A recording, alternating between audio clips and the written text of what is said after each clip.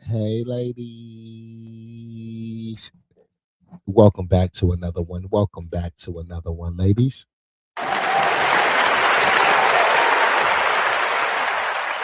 Hey, pretty faces. Hey, pretty faces. Hey, ladies. How y'all pretty faces doing today? Welcome back to another one. Welcome back to another one. We are here. We are there. We are everywhere.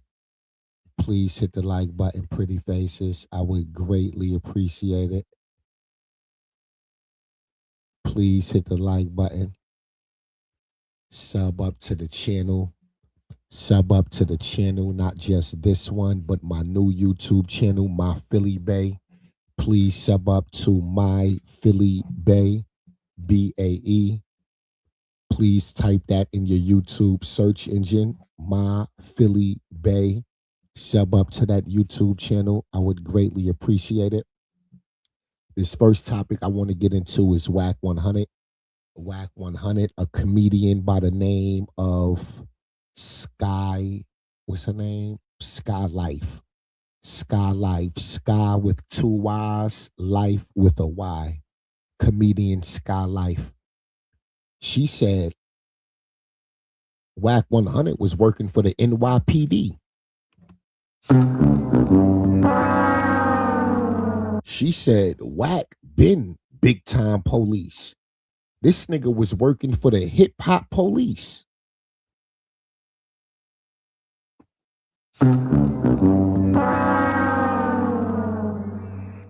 Now, I don't know if this nigga got a twin brother. I don't know if Wack was cloned or if it's really him. But what I will tell you is, I believe this black woman. I believe this black woman. She ain't got no reason to lie, goddammit. She got no reason to lie.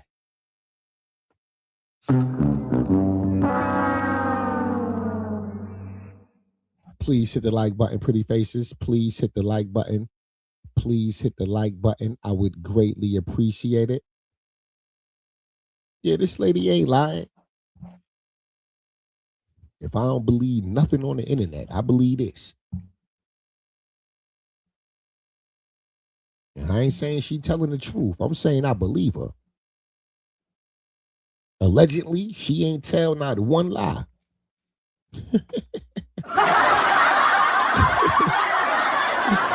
Yeah, damn. Please hit the like button, ladies. Please hit the like button. Get good at. Guess who the black detective was that interviewed me? Guess who the black detective was that interviewed me? A black detective that interviewed you. The black undercover hip-hop police detective that interviewed me and took the case when I filed the charges on Tekashi 6ix9ine. Black undercover detective who shortly became his manager shortly after that. Wack 100. What? Wack 100. Hold on. Okay, so you're saying... I am saying Wack 100 is a New York. He started out. He's the one who reported turned the case over to the feds. The case would have just been a case on somebody's desk that would have gotten caught up in millions of other that happened in New York. Wack 100 is the detective that interviewed me when I made the report on Tekashi. He's the one that referred it over to the feds. And then that's where his promotion came in. Hold on. So you're saying Wack 100 was... Wack 100. Wack 100. And I've said that all this time, flabbergasted. Now, mind you, let's do a pyramid. Okay. I've showed you where 56 is at. I've showed you Tekashi. I showed you DJ Academic. Did nobody know who DJ Academic was until Tekashi 6ix9ine. But he got his clout off of Tekashi. Really, he made his name off the. He was doing a lot of Chicago stuff at first, and right. then, but his name got that bullshit. They get bigger. Yeah, that clout chasing. DJ Academic is the one that really started that first messy blog rhetoric, right? Yeah. With the messy shit in New York, and then going to Tekashi 6ix9ine, then Tekashi, he became the poster child of clout chasing industry rap beef, right? I didn't know that them niggas was already up on the investigation. Shotty, all of them. I don't do shit. I didn't know them like that. They were under investigation for a whole lot of shit. All of them. Trey 9 gang, whoever they is. I don't know them folks. I'm not a gang member. I'm an upstanding citizen of the community. And I wanted, number one, I wanted my name cleared up because DJ Academic saying, number one, rapper like J Prince Jr. got robbed, which was a lie. It was Skyy that got robbed. Then DJ Academic got it wrong. He rewrote it and he called me goons and drug dealers and gang members. Like, I'm not none of that. Good morning. So defamation of character, yeah, all of that. Now, mind you, a week later, that video done been chopped up, sliced up, put this way, put that way, and that fire is blazing out of control. I'm over here having a meltdown, but I still got itineraries to go on. I went to out the charges. Lyfe started life. Lyfe kept lifing, but life was lifing good. 2018 was the best year and the worst year of my life. My career went international that. This is how I move forward with Purdue Global. Start your comeback today. Please hit the like button, ladies. I would greatly appreciate it. Please hit the like button. I would greatly appreciate it, pretty faces. Invited to Israel. I was just about to go over there and do whatever they doing in Israel that you do with the white people, the Jews, to get on there and send me my invite. I was on my way to Israel. Did the BET Awards that year, real heavy and hard. Had Boosie itinerary and Kevin Gates itinerary. All at Jamie Foxx house. That's where I met Lunel at. Jamie Foxx introduced me to Lunel in 2018 after he hosted the BET Awards.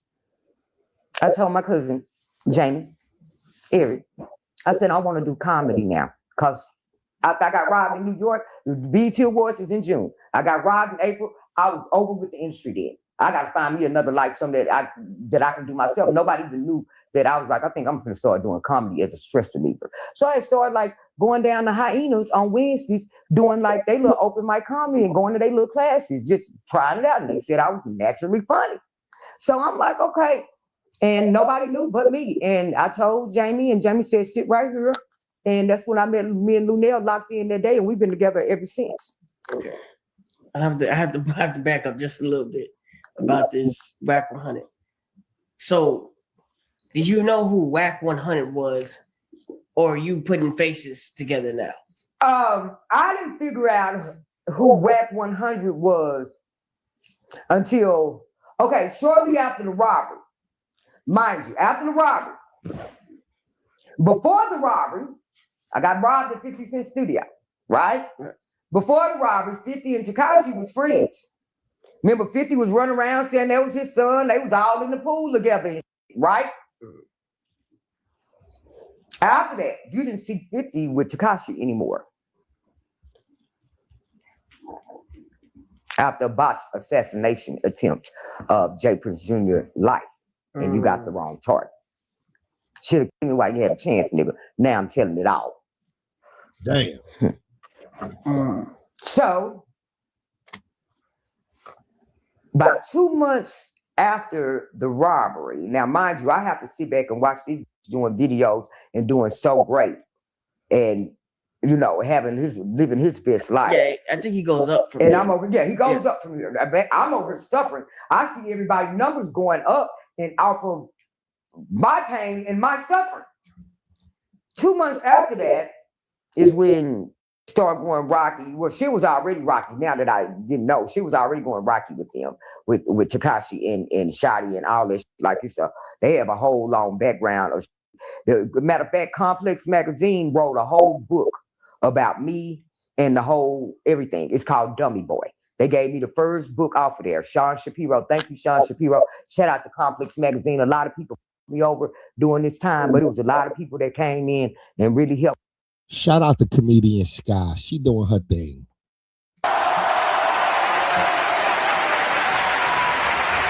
She's a legend. She been around. Shout out to Skyy. Shout out to Skyy. Comedian Skyy. She been doing her thing, man. She a legend out here. Me in Complex Magazine, they really did. Sean Shapiro went to that trial every day and documented everything on that trial, and he helped me get justice. But I'm not done yet because I want my money.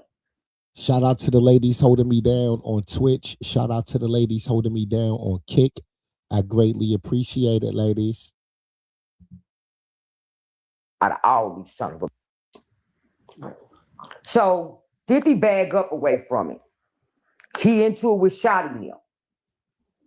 Next thing you know, he got a new manager. This Wack 100 nigga. I had never heard of Wack 100. I've been in the industry my whole life. I'm good on the East Coast and the West Coast. I've been down with Death Row. The f you mean? I've been down with Death Row. Hey, I'm like, that's the police officer that interviewed us. I go back to look at the card that he gave me that day and called my artist, like, am I tripping? He like, nah, mama. I'm like, slide back, step back. So, blocked it out of my head. I'm hoping to run into this in the mix. If I run into Tekashi to this day, or even back then, I am going to snatch his hair out because I'm going to beat that teeth down his throat. And that's not no alleged or no allegation. I want that bitch hair in my... I'm beating the shit out of him. It's going to take God himself. I don't know how big his security is. I'm driving through them soul to get to his head. Right. So, we fast forward up. Let's get to November. Yo, Tekashi locked up right now. He probably looking at this. He probably looking at this clip online like, what in the hell did I do to her? Tekashi locked up right now like, wait, hold on. I ain't never tell on her. Something happened at 50 Cent studio, she said, in New York. Something happened at 50 Cent studio. I never even heard of 50 Cent owning an actual studio in New York. He always worked in other people's studios. 50 Cent studio, NYC. Let me see what comes up. 50 Cent has primarily shifted his major recording development efforts to Shreveport, Louisiana. No. 50 Cent Music Studio. Let me see. It still says Shreveport. Oh, the Hit Factory. Sean King Studios. So she got to be talking about the Hit Factory or Sean King Studios.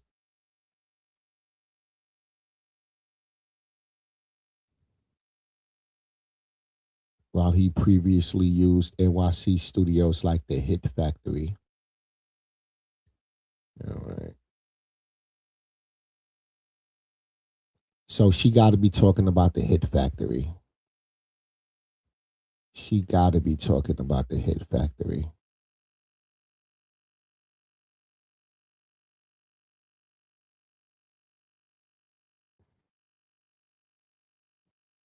Please hit the like button, ladies. I come home for the holidays, just coming off my yearly itinerary. I come home the Friday before Thanksgiving. Spend time with my family, be there with my mama. You know, I'm going to be here in November, December, January, and about February, I'm up moving around. Come on that Friday. I came in from LA. Be home with my husband, my kids, mama, daddy. That Sunday night, I started getting calls underground saying they just hit Tekashi house in New York. The feds did. And it ain't went viral yet. Nobody had got a hold of it yet. But, you know, my people in the streets was talking. I said, I don't give a fuck. Fuck that nigga. I didn't know it had nothing to do with that case that I had filed. I did not know. I just thought they was doing too much. Come Monday morning, 9 o'clock, I'm getting calls. Southern District of New York, the feds calling. I'm looking at the phone because Southern District big than a motherfucker. I'm like, the fucking feds calling me. This got to have something to do with this boy because I'm already getting calls at this boy. 9 o'clock, get on the phone. Hello? Hello, Ms. Daniels? Who is this? Southern District, New York. This the feds. We like to send a car to come pick you up, put you on a jet, fly you back to New York. We have arrested Daniel Hernandez, aka Tekashi 6ix9ine, and all 5 of the men that robbed you that day. We have put an indictment down on them, and you are our key witness in the case. We need you to come back to New York and get a statement. My husband's still sleeping in the bed because Mondays is our day out. I said, y'all, I ain't never coming back to New York for y'all to finish the job. Wow. Hung up. They called right back. Ma'am, you can trust us. This is actually the federal. We're going to send you some emails. We can prove that it is us. They start sending me emails with all their official email addresses on it. They said we can arrange for you and as many people as you like, as you feel protected, you and your family, to come back to New York. We'll pay for everything. We just need a statement out of you. Hung up the phone. I said, call me back. I need to call my lawyer. That's why I take dose for your liver. A daily shot with turmeric. Wow. So Tekashi 6ix9ine had them 9 Trey gangster niggas rob her in the New York studio. She's a female. She's a comedian. She don't pose a threat to nobody. This is nasty work. Make sure y'all sub up to the YouTube channel. Make sure y'all sub up to the YouTube channel, ladies. Make sure y'all sub up to the YouTube channel. Make sure y'all sub up to the YouTube channel, ladies. Call down to Houston. Lawyer up. Tell my lawyers what's going on. By noon, it done got out to the media. I got the New York Times, the New York Herald, the LA Times, every publication. They done leaked my name. It ain't even, I don't even think we have a New York Herald. I'm a New York nigga. Been living in New York all my life. I've never heard of a New York Herald. Somebody tell me if there's a New York Herald newspaper. I have never heard of it. Never. I heard of the New York Times, the Daily News, the New York Post. I heard the New York Newsday. I have never heard of the New York Herald. Maybe I'm wrong. Maybe, nigga, I even heard of the Wall Street Journal. Maybe the New York Herald is that's just out of my tax bracket. Maybe only the rich and wealthy niggas get that. I never heard of it. I never heard of it. That's a newspaper they never delivered to the ghetto. Niggas in the ghetto ain't get the New York Herald. The hell is a New York Herald? I never heard of it. They calling. They want interviews. I ain't finna do nothing. Never heard of it. Right? I already know how to stay ahead. I'm a publicist. I'm trained on media. I'm gonna hold my story. It's worth something. No. So I'm declining left and right. Come Tuesday, I'm sorry, they blowing my phone up between the feds and the PR. Them everybody calling because everybody knows Skyy. They tracking my name to it, and they're like, my shit going dumb. And my phone already always go dumb. It's really going dumb. And I'm like, because everybody out come Tuesday evening. I said, you know what? I'm not doing a thing before Monday. I'm home for the holidays. I'm not going to come back to New York. I'm not going to do no interviews tomorrow. It's Wednesday. I'm going to be picking some greens and making some dressing with my mama and my family for Thanksgiving. Call me Monday, the Monday after Thanksgiving. Right. Now, mind you, I had a show that Saturday. I was supposed to have a show that Saturday after Thanksgiving in Houston with Lunell. First show I'm finna do with Lulu. That Thursday come, we do Thanksgiving. That Friday come, it was the day that Tekashi was scheduled to release his first album. Was on Black Friday, day after Thanksgiving. Tekashi was scheduled to release his first album that Friday, the day after Thanksgiving.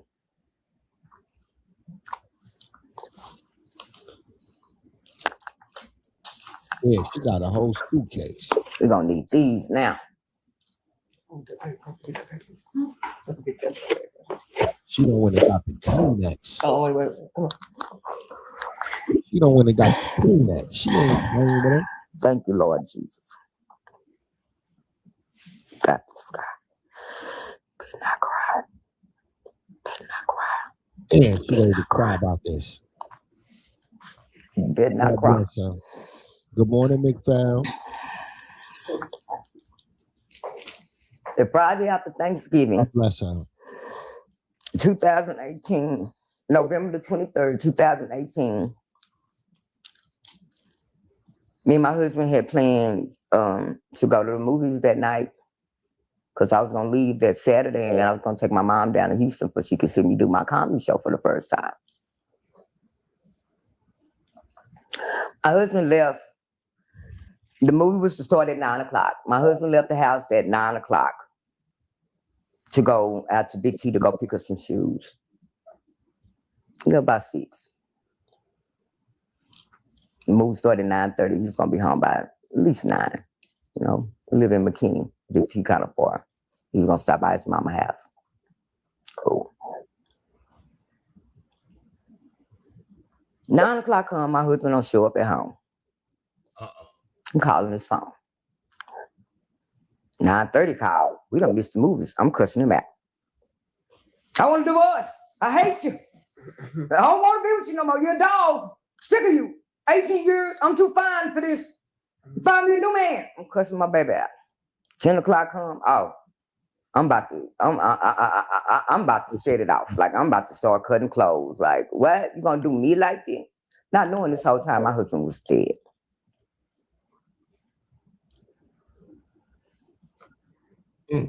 So you say, where I been? Been healing. You remember, Mike? Remember that first interview I did with you? I brought my husband with me that first interview. Remember he had to help me get dressed and stuff. I've been with him 18 years. My soulmate. My love. Love of my life. Hardest thing in life I ever. Losing your significant other, man.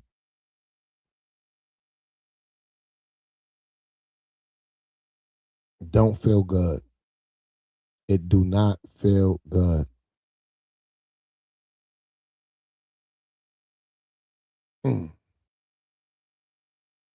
Had to survive was losing my husband. I done lost a lot. But that right there sent me to the darkest place I ever been in life, y'all. So bad. Tried to myself. Wow. That's the only regret I have in life. 30 days after he got it's my birthday, December 23rd. Please hit the like button. Please hit the like button. Anybody going through something crazy like this, please go get the professional help you need. Don't try to cope on your own. Please get the professional help you need. God bless her, man. I immediately got spooked after Mike got because things really got real weird instantly. Real weird. The betrayal and the was coming from everywhere.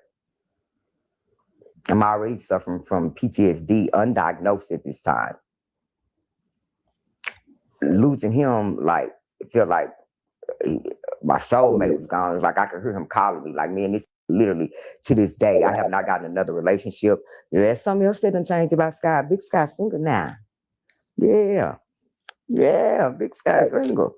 And I loved being married. Now. We still have arguments in my dreams. Like, if I was mad because, like, if anybody deserved to kill that. Right. She popping her ish. They done took her baby out of here. Make sure y'all sub up to the YouTube channel, ladies. Man, they done took her baby out of here. God bless that man. Okay, y'all stole my kill. What, bitch? What the fuck you saying? I was been planning this for years. And you remember I used to have all them big old birthday parties. Remember, everybody would come to my birthday parties. And that year, Lyfe had actually bought my birthday party that year. And so I remember they had called me and they was like, Skyy, you don't got to do the party. Even though they had been promoting it, you don't got to do the party because, I understand your husband died. I'm like, nah, I'm still come because people flying in and shit like that. When I already took money, I'm going to still do it. And I went that morning, 30 days after December 23rd, the detectives called me and told me they had caught the shooter. One of the guys, my husband. Wow. His name Young. It was kind of weird because this dude like 39 years old. And he had just did a 15-year bid. He'd only been out like 8 months. Damn. He just had did a 15-year bid. You 39 years old, you only been out 8 months, and you go somebody? It makes sense. Wow. But that didn't make me happy when they called me that morning and told me they got the guy that. But that night was so. It was just I just couldn't take it no more. Like I had went so dark to the place where I just didn't care. I didn't want to be here no more. I was so sad, and I thank God that I didn't die, but I totally ruined my family. I did this in my bedroom. My son kicked in my door and found me seizing. I took a whole bottle of Xanax and washed it down with a whole bottle of Patron, and I don't even drink or do drugs. Wow. Like I literally stayed in life support coma for 5 days. And when I woke up, I had forgot what I had did. And I just see my mom and my parents, my kids sitting there like, damn, we just lost our dad. You gonna try to kill yourself too? You're wrong. I totally ruined their whole Christmas. It's the only regret I have in life. It was the most selfish thing, but that grief had got so hard, it got so dark. But it was just the beginning, because I went through so much more after that. I immediately got paranoid. Remember I moved to LA? Remember when I moved to LA? That's where I moved to LA because I was scared that somebody was like, I'm like, who the f is after me? Like I didn't know the people who killed my husband. Like then as time permit, like it was all set up, all tied into a whole bunch of other stuff. And then I get to New York. I mean, when I leave because I couldn't. I decided I had to leave. Number one, I was scared. I didn't want anything else to happen to my children or anybody else around me. So LA's always been good to me. And so I was like, I put, everybody on notice that need to, and I got to dip away because number one, it's hard to heal sometimes in a place where you were hurt. My house, it smells like my husband. It looks like my husband. It feels like my husband. I smell him in the bed. I smell him on the pillows. Every time I walk around, I'm just seeing him, and then having to drive everywhere I'm going. So I could not heal. So I left and went to LA. On top of, I didn't want my kids or nobody else to get hurt. Now, mind you, shit was also going on internally in the city. Remember I had the Skyy Ultra Lounge? Yep. Remember? Yeah. Wow. I had the Skyy Ultra Lounge out in Fort Worth. Remember that event? With one of them events I did. Y'all came and filmed. I need to see that footage too if y'all still got any of that. Remember, Mo3, Trap, Yella, Go when Yayo, everybody was good. Solo Lucci, everybody was good. Everybody was good. You did that. And I've always maintained that, respecting that same order. Right? I made everybody get along. Right. Wasn't no beef. I didn't never like that. It never consists of any. Welcome to the chat, ladies. If you are new here, how you pronounce that? Maja 22. Thank you for tapping in. McFell, Incapable. Hey, ladies. Please make sure y'all are following me on Instagram and TikTok. If your YouTube chat name is different from your TikTok or Instagram name, let me know. Hey, yo, this is so-and-so in your YouTube chat. I'm so-and-so from TikTok or Instagram. Please let me know so I could get familiar with you guys.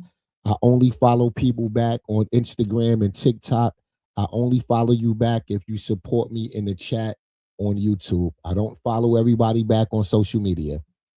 I only follow my YouTube supporters back. So please make sure if your YouTube name is different from your TikTok or your Instagram name, please DM me and let me know. Hey, yo, this is so-and-so in your YouTube chat. I want to get familiar with you, ladies. I want to hold y'all down like y'all hold me down. Good morning, ladies. That everybody's family is the way I've always seen. There's this viral picture of you, Trap. I think you Trap, Yellow. 3 and Yellow all Only together. person in the world got a picture all three of them together. Yep. In my house. In the your house? Skyy Ultra Lounge. No, we were at Skyy Ultra Lounge okay, that night. okay. But Skyy Ultra Lounge was my house. Yeah, facts. They were in my house. They got along. So and you have all the footage here. So all the boys were there. And they all got along. Right. Wow. This is actually the first time that rainwater actually has started coming into Three's way. Let's go in this order, what you're talking about. You said we talked about the viral picture. Some stuff was going kind of iffy in the city when I went to New York. I mean, I went to move to LA. When I moved to LA, when I got ready to move to LA, now, and this is facts, and if you know, you know. Okay. Skyy is the biggest in the city. The biggest in the city. Come to me next, the big is Bebe.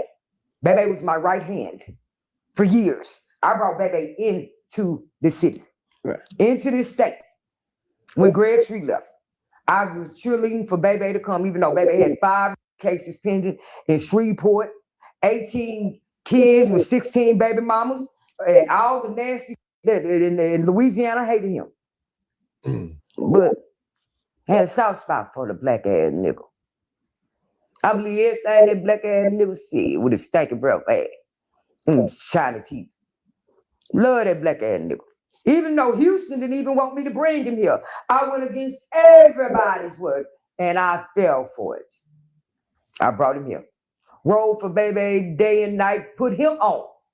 Nobody know who he was. Had him to go make Hurricane make a song. Because I had already branded OG Ron C. I gave him a conference. Watts created a label. Hassi created a DJ coalition, so I can't ever use the same program twice. So I had him to make you a personality song because you don't DJ no way. Hype you up. He come to me. Break Hurricane Chris and him at the same time. I paired it up and let people know because everybody thought, hey, Bebe was just a song. I'm like, no, Bebe is about this DJ. Bebe is about this DJ. I'm running all through the world, all through the country about my baby. Right. My baby. Shout out to her.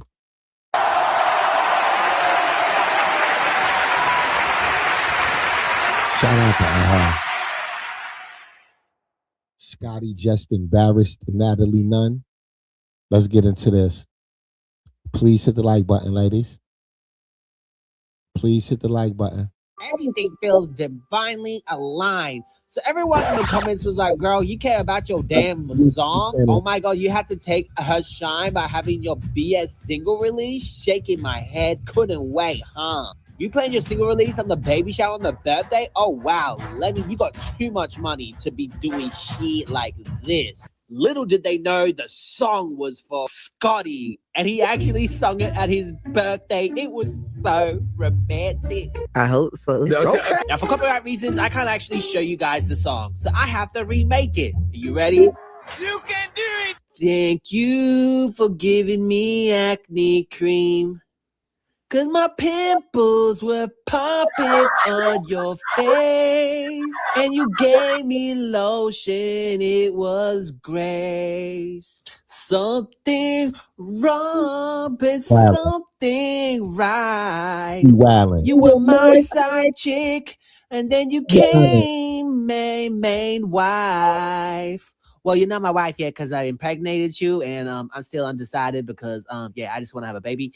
Anyway, in the birthday, he was basically lip syncing because I honestly don't think Lemmy can sing like that. It was a lot of auto-tune. There were some really good parts in the song, and there were some parts I was like, ooh, cringe. That was too much auto-tune. This shit is so ass, bitch. Quit the music. Quit that shitty ass shit. But it came from the right place. Okay, this man is in Yeah, love. Okay, I really think Lemmy is in love. He is head over heels for Scotty. I'm scared. Damn, he was a bad boy and Scotty was a bad girl, and a bad girl locked down a bad boy. I guess that's how it works, right? Okay. Anyway, they're celebrating her birthday. It was a huge celebration, okay? I'm talking about catering, food. Some of the baddies were there.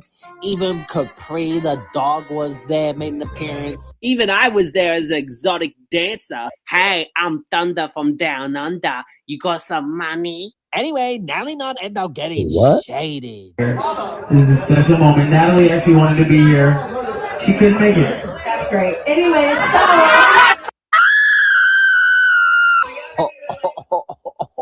I don't know, it's because she's decided to release a song dissing Scotty on her birthday, but she couldn't take it. She ended up going on a rant. The fan said it's not me. No one wants to see y'all. But go off, lol. But you will paint it like I'm jealous. So all us baddies jealous? No. We're not gonna tell the world exactly what the F it is. What's this? I told you leave my name out of y'all mouth, but you keep playing with me, no real CEO boss. I don't want to be anywhere but where I am. I pray she can keep the lights on, cause Miss Nunn is out. All the it baddies not there. You want me to tell y'all why? Talking about turn off the song, girl, you're not stopping nothing in real life over here. So calm your laying on your back SSA down. If I look like playing in that pregnant lady face like everyone else that was there, I don't even want to hear y'all say I'm fake again. Cause I was doing my job before and saving face, but that's out the window. Say my name again, home wrecker, and we finna have a serious problem. Home wrecker? Gee, you're the one who wanted Christina to sleep with Lemmy just to get this show, girl. And then she just had to show the world that she was invited by Scotty. Scotty, you invited me to your birthday shower. I told not to go because, like I've been saying, I'm tired of all the fake shit.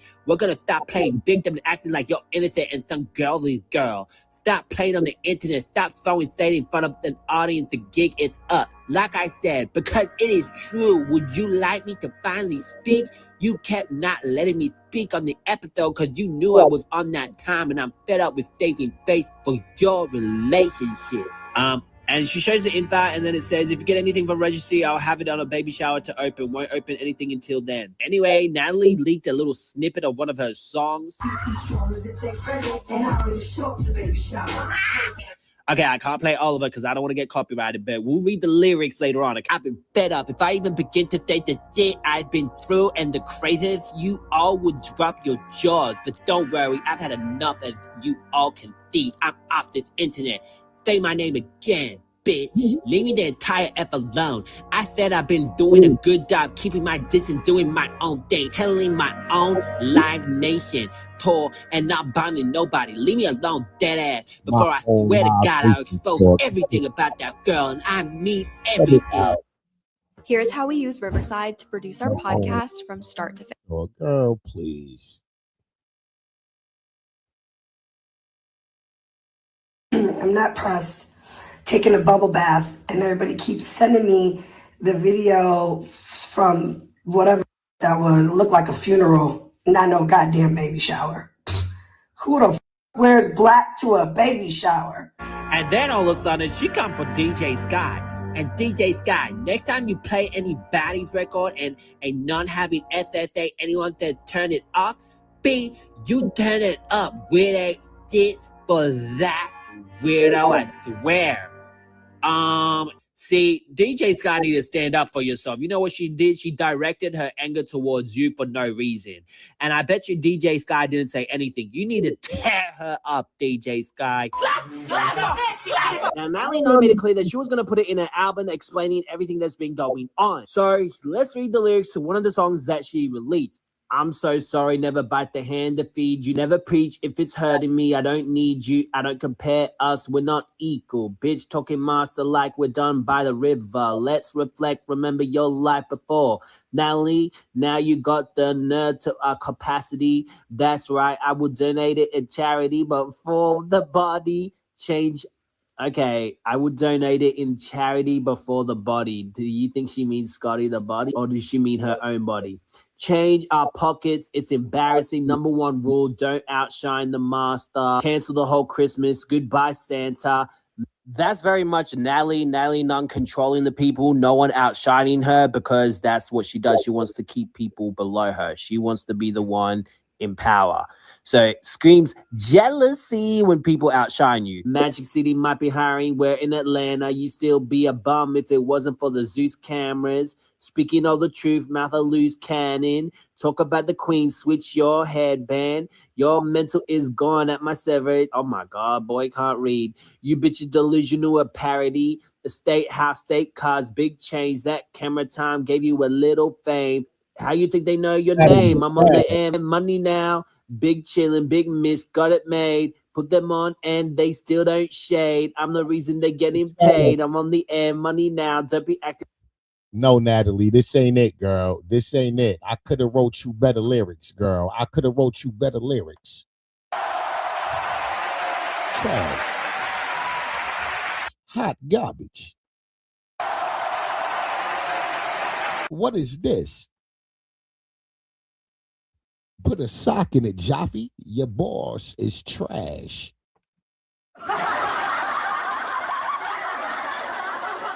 Good morning, Dion. Your bars is trash. Like you had a bitch. I like you had my back and shit. You was trying your hardest. I was practicing. You was faking regardless when the cash got split. Get me. The cash got split. Is this where you went to Dubai? Get me with the sub story. Coincidence? All of a sudden need another favor.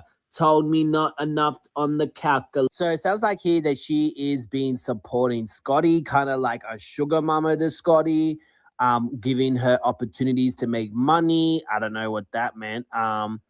Later, tired of these ungrateful good for nothing. Forget where they came from. Let me humble them. Look, I don't know the tone of the song. I'm sorry I sound so bad. Forget where they came from. Let me humble them, though. I know the problem. What kind of car was you driving? What kind of jet was you flying? Before I put you on, where was you staying at?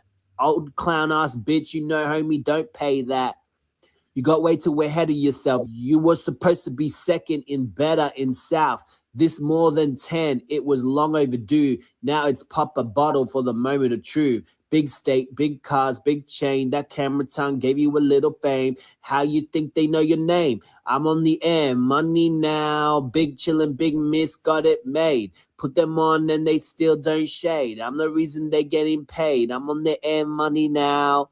Okay, I was really horrible at that. I apologize. But basically, there's a lot of instances in this song that belittling the baddies. On my second channel, I have a new video talking about the summer situation, which I will leave a card at the end of this video so you can go click it and see that. So just remember that. Hi, I'm Jeff. I'm Hit the like button. I would greatly appreciate it, ladies. Sub up to the channel. Please sub up to the channel. I would greatly appreciate it. With her being friends with people like Harvey Weinstein, Diddy, and industry elites like Tyler Perry. This right here is nasty work. Please hit the like button, pretty faces.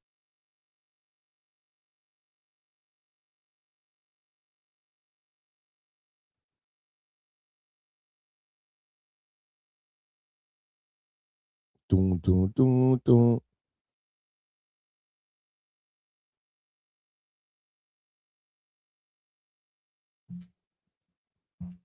Please hit the like button.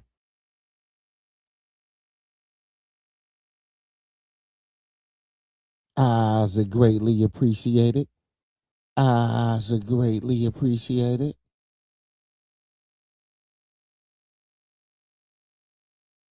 I greatly appreciate it. You give a fuck about God and you take a little boy dick and put Oprah Winfrey, Jeffrey Epstein, the Catholic Church, and some more stuff. How do you think Oprah always managed to come out squeaky clean, man?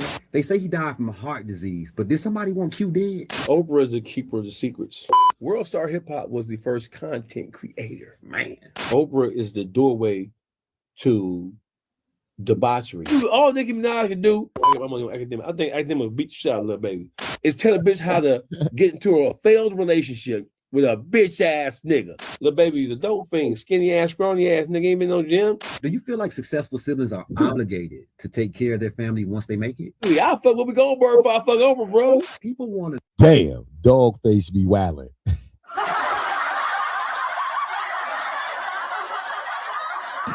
Dog face be wildin'. No, why you came at Buster like that though? Cause Buster's a bitch ass nigga. That's why. What's your next question? Stedman is a sissy. No, Stedman ain't fucking that bitch. If it came down to it, would you say it to his face? Do you think Oprah practices witchcraft herself? Yes. If you seen Oprah at a Diddy party, the ugly as that bitch is, respectfully, you trying to fuck on Oprah? Like my dog said, I might do it for the culture, man. A sissy can't fuck with me, right? Know why? Because you can't even hold your ass together. Your ass has been compromised. And Oprah ran Gail. We'll fuck on Gail. Man, we'll fuck that big old, yeah, get a big old ass. Homosexuality and every other ungodly sex act known to man. But you got the nerve trying to go prosecute Diddy, Epstein, Weinstein, P. Diddy, and everybody else.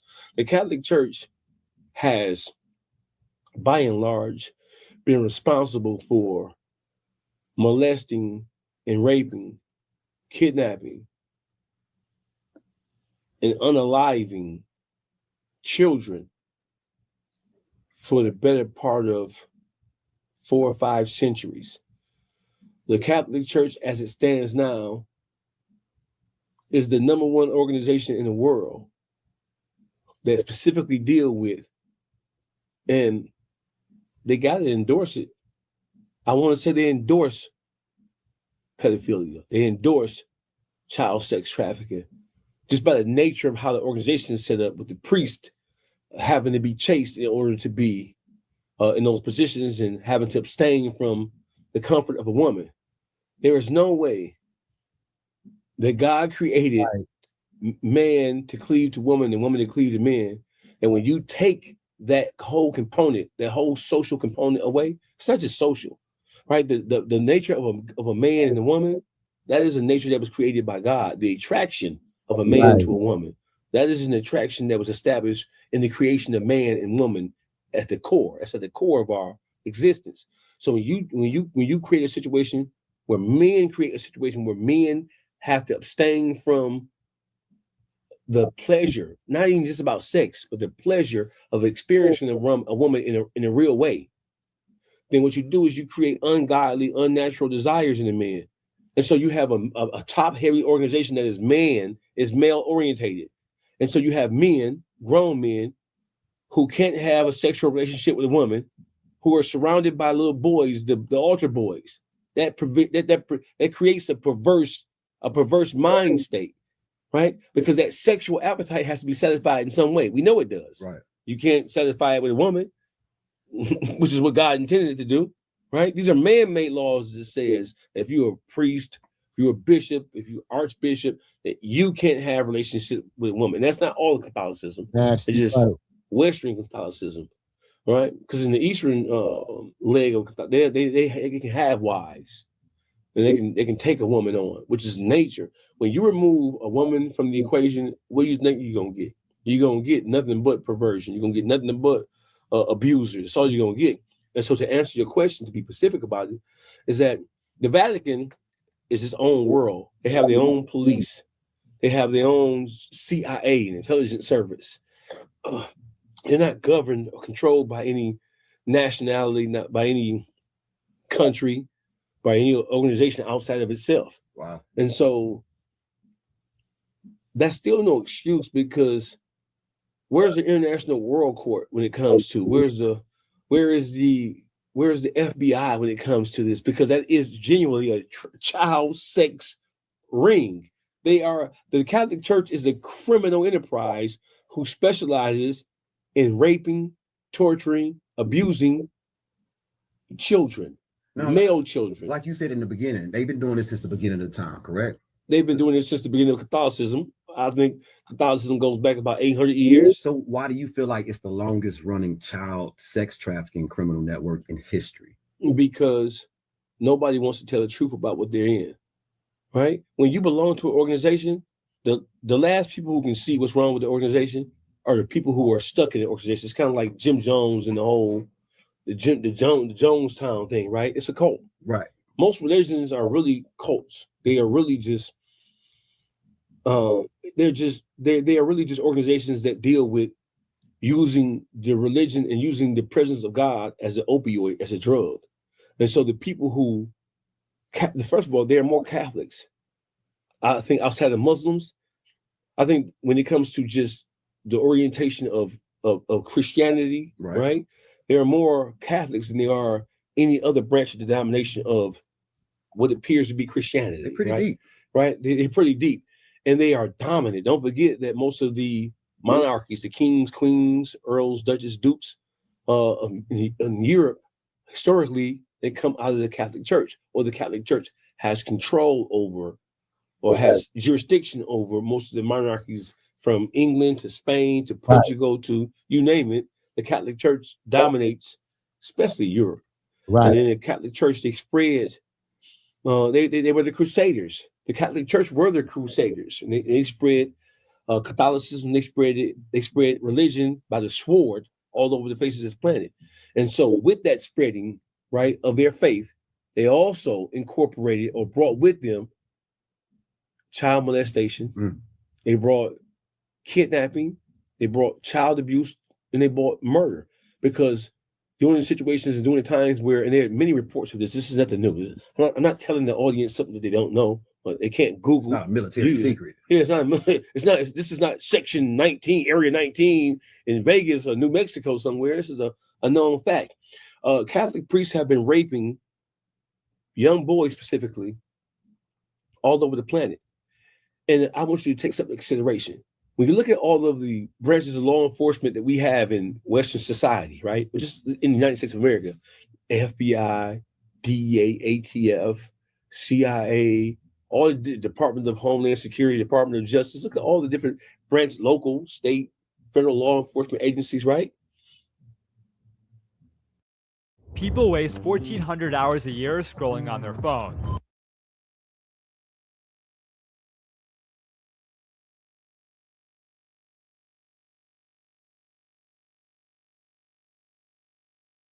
Just imagine if they're doing that here, right? And we know what the priests are doing. Right. If they're doing that, if they're raping boys in Boston, if they're raping boys in New York, they're raping boys all over this country. Just imagine with the laws that we have, just imagine what they're doing in the third world countries.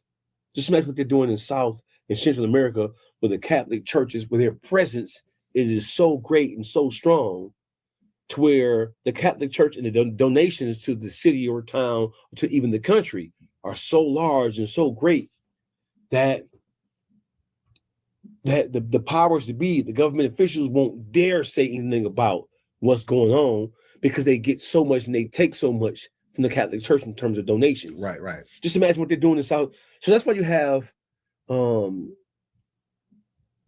I mean, I'm trying to be as polite as I possibly can. You ain't got to. This is the mafia channel. I get you, but if they're doing that in civilized countries, if they're doing that in advanced countries, just imagine what they're doing in Costa Rica. Just imagine what they're doing in Brazil. Just imagine what they're doing in Nicaragua. Just imagine what they're doing in Panama, right? So the Catholic Church has a foothold, has a stronghold in all of the Americas, North, Central, and South America. Just imagine what they're doing in the countries, in the territories where the government isn't as forward thinking, isn't as protective of their citizenry, right? Just imagine what they're doing in Costa Rica. They're raping and molesting and destroying the lives of kids. And you know what they say. And most of these are boys who are experiencing this abuse. And most of the boys are children.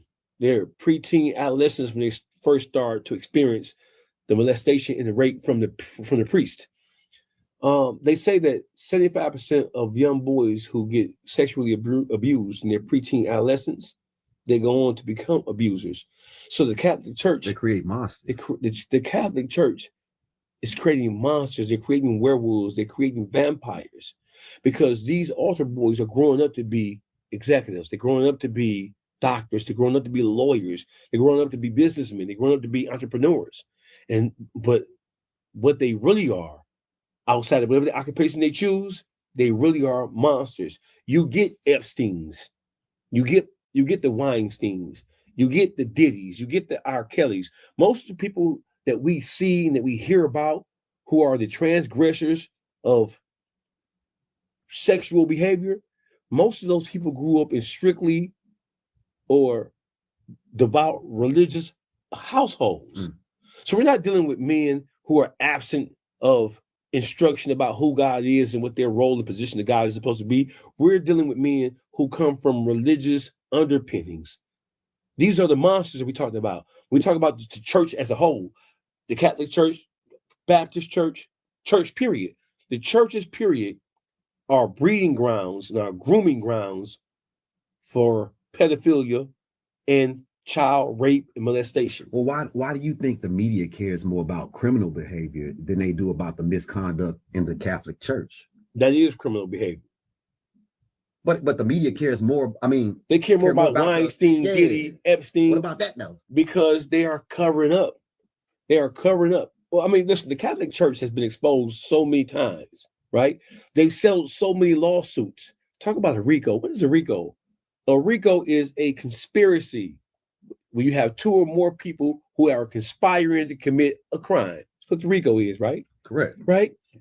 So the federal government, just in this country, they have more than enough information to label the Catholic Church as it exists and as it operates right now as a criminal organization, as a child sex ring.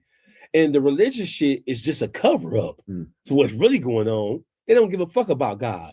How you give a fuck about God and you take a little boy dick and put it in your mouth?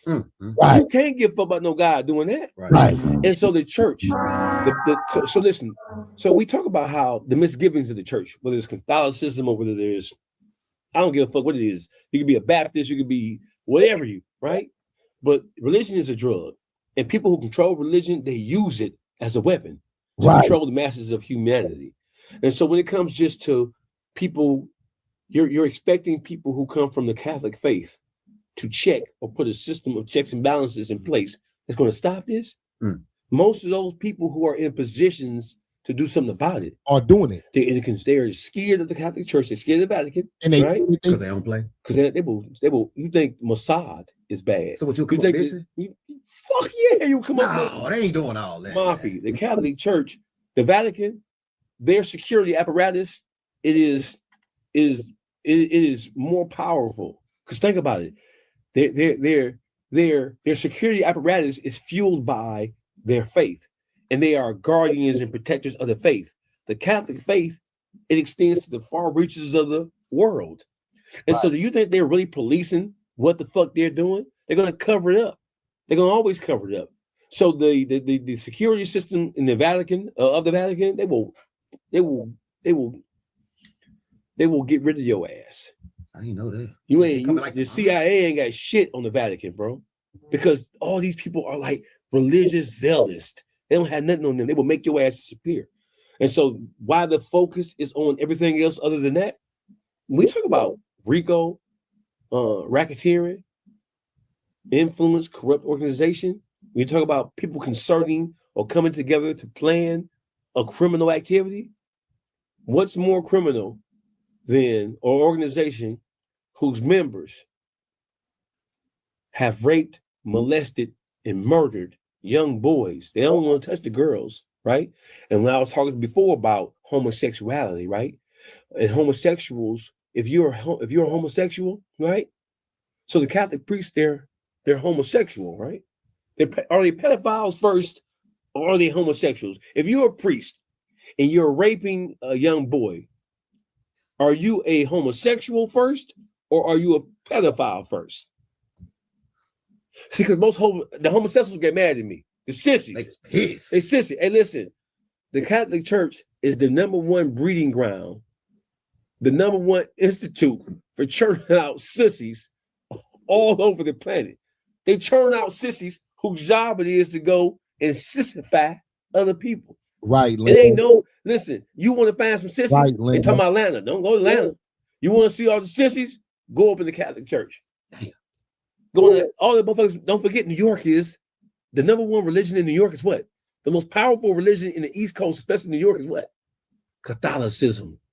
So, and most of those rappers, most of those people, they are Catholic. You see them doing all this. Right. I don't know how to do this shit, but you know what I'm saying, right? Most of them Catholic, and even the people who are non-Catholic, the Catholic Church is so powerful, especially in New York, right? That they influence, right, the behaviors of other denominations. So that's why you see a lot of that gay shit. Man, New York sick of your shit, man. I don't give a fuck what they did. How you sick of me? But you ain't sick of that sissy ass Catholic organization. That's Gotham City. All that Gotham ass, dark magic ass shit.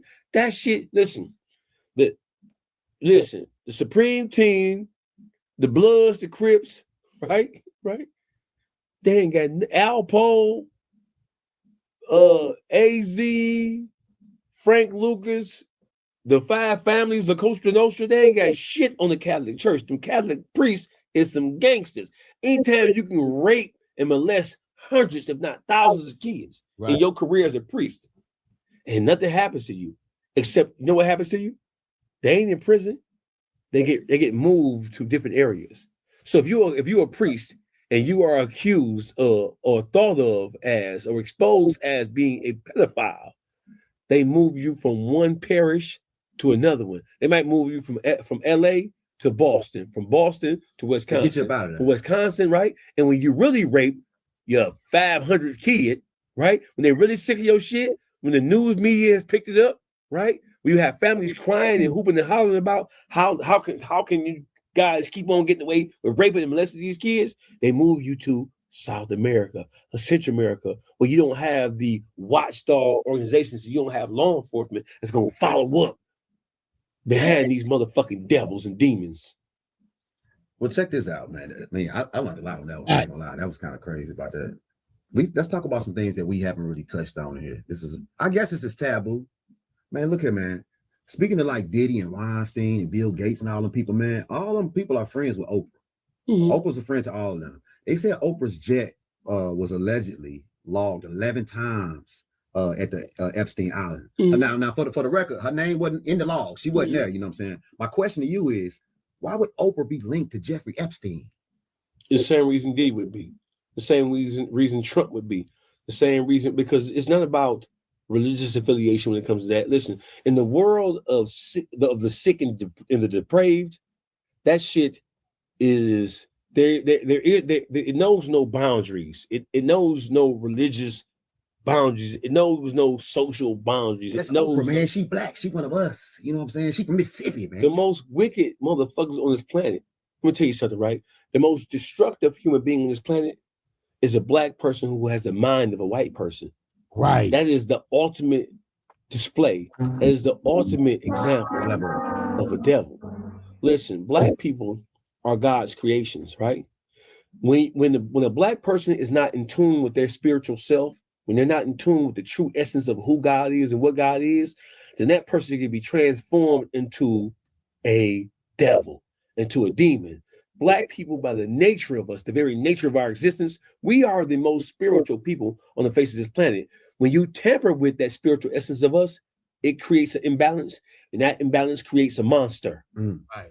And so when you have a black person who's been indoctrinated with a white mind, then all you can get out of that is somebody who is destructive to himself and to everything he comes in contact with. A nigga, a real nigga, is the most destructive tool on the face of this planet. A nigga with the attitude of a white person who lacks knowledge of self, right? Who lacks the understanding of community, who lacks respect for their own kind, that is more powerful than a nuclear fucking bomb. with her being friends with people like Harvey Weinstein, Diddy, and industry elites like Tyler Perry, how do you think Oprah always managed to come out squeaky clean, man, with all these situations? Oprah is a keeper of the secrets. Oprah is the doorway to debauchery. Oprah Winfrey is a feel-good moment for white America. She's a feel-good moment for people who are some of the most heinous people on the face of this planet. We know being friends with Oprah makes everything seem like it's okay. And how she's managed to keep it, because nobody want to fuck Oprah. I don't want to sexually assault Oprah. Oprah can't go to no Diddy party. Who want to fuck Oprah? You want to fuck Oprah? No. If you seen Oprah at a Diddy party, ugly as that bitch is, respectfully, you try to fuck Oprah. No, so I might.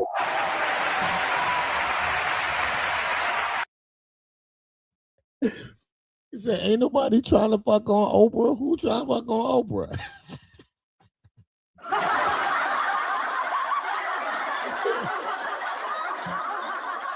If you see Oprah at a Diddy party, would you hit that?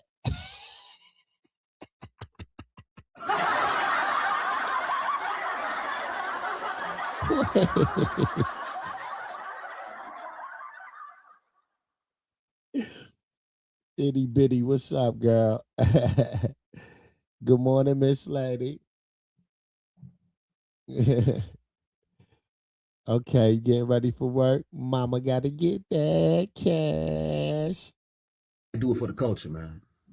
But being physically attracted, no, I'm not physically attracted to Oprah. Oprah bang Gail. We'll fuck on Gail. Man, what? Gail got some ass. Yeah, Elle got a big old ass. Man, what? We'll fuck on Gail. Yeah, we'll fuck on Gail. Gail call us. Oprah ugly. I fuck Whoopi Goldberg before I fuck Oprah, bro. No, I said, bring Whoopi used to have ass. But the sad note, right? Whoopi Goldberg. That nigga said, he said, I smashed Whoopi before Oprah. Damn. Goldberg in her younger years, she had that body. She started fucking with Ted Danson, so you don't remember all that. I remember all that shit. You hear me? Whoopi been sold out. We don't fuck with Whoopi. Whoopi could stay over there on that side. You heard? Whoopi could stay over there. We don't fuck with Whoopi. We don't fuck with Whoopi.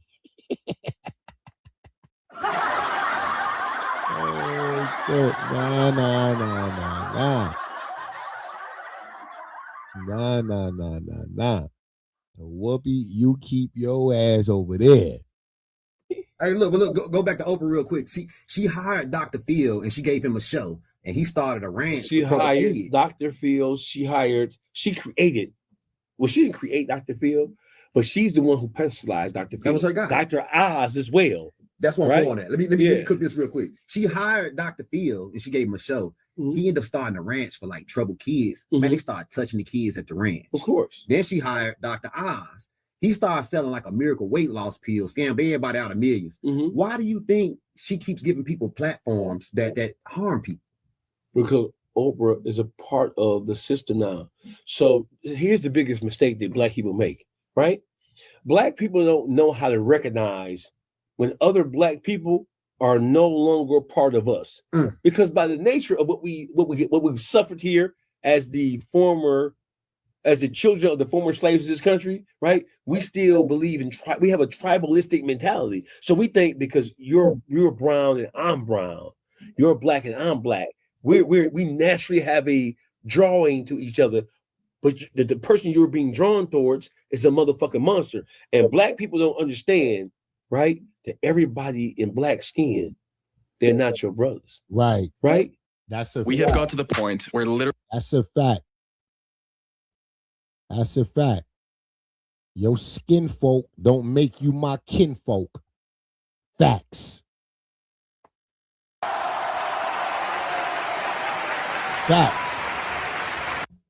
Facts. The color of your skin don't make you my brother. Fuck you.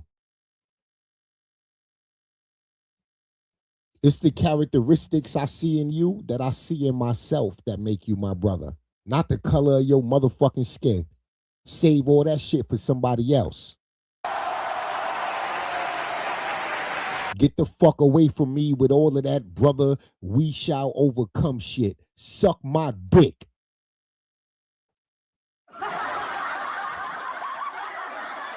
A lot of you niggas is savages. A lot of you motherfuckers is Oreo cookies, Bryant Gumbel type niggas, Wayman Tinsdale type niggas. Get your ass out of here. Braxton P. Hartnerbrigg type niggas. Get your bitch ass away from me, you Oreo cookie. A lot of you niggas is just black on the outside, but you white than a motherfucker on the inside. That's what makes you a fucking Oreo cookie.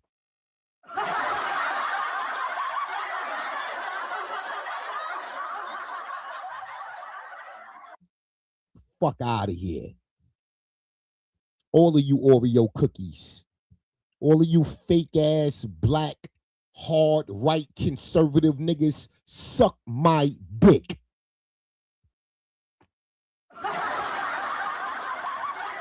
All of you black motherfuckers that voted for Trump, suck my dick.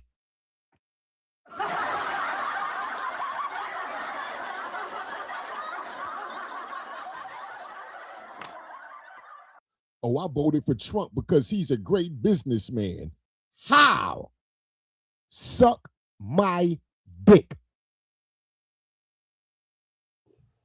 How this world is set up and how this country is set up is that our biggest enemies, right, are people who look just like us, who sound just like us, right? Because we let them in without even questioning it. We let them in without, they don't have to pass a test to be a nigga. Right. A nigga is a nigga is a nigga is a nigga. You ain't gotta take no test. There's no litmus test. Your test is your brown skin. But that shit right there, that's how, when you look at all of our great civil rights leaders, they died. That's how the black community was destroyed, accepting every nigga in it. That's the problem. Accepting every motherfucker outside of our community. Everybody welcome. Everybody welcome. This ain't no black shit no more. You Oreo cookies run around calling our shit multicultural. You heard? This ain't a black thing no more. It's a multicultural thing. Fuck out of here. The Jews got their own shit. Them gay motherfuckers got their own shit. The Irish got their own shit. Fuck out of here. But everything black is multicultural. Suck my dick.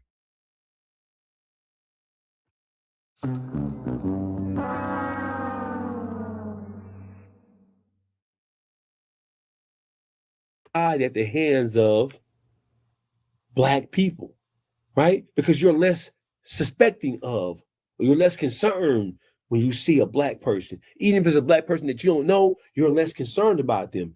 You're red alert. And you're psycho. Hip hop is a multicultural genre. Suck my dick. No, the fuck it ain't. The few you motherfuckers that's not niggas, we welcomed you. You a guest here. Shut the fuck up and have a seat. This our shit. It's gonna stay our shit. Y'all done took rock and roll from us. Y'all done took jazz from us.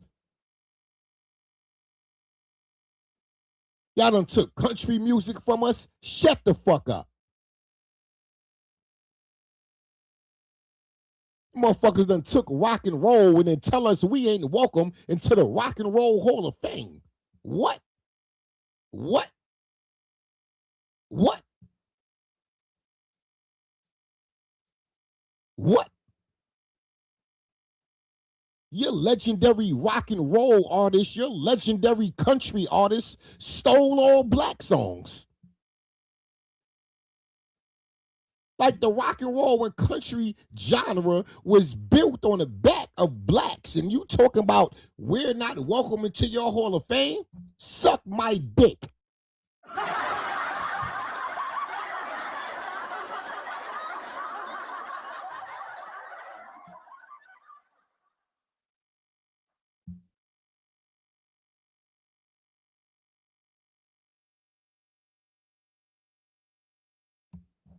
Fuck out of here. Multicultural my ass.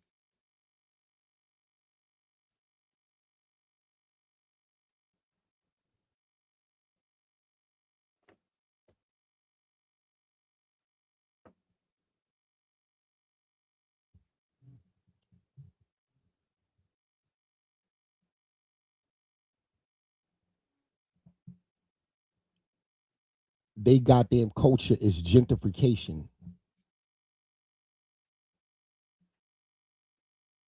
They culture is enslaving groups of people that don't look like them. They culture is bestiality. They culture is essaying. Men and women. That's their culture. You can't find you can't find a positive culture from them motherfuckers. I don't even want you to try to go and look and find it. Just ask them motherfuckers, what is their culture? What is their culture? Ask them. Ask them. What is your culture? I'll wait.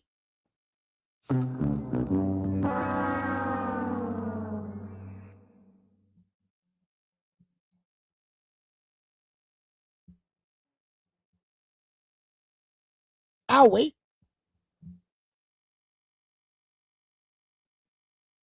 They culture is everything they accusing Jeffrey Epstein of. That's their fucking culture. That's all they ever showed the world. That's all they ever showed the fucking world.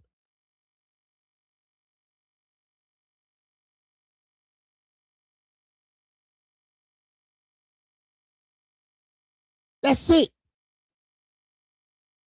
Jeffrey Epstein was a modern day slave master.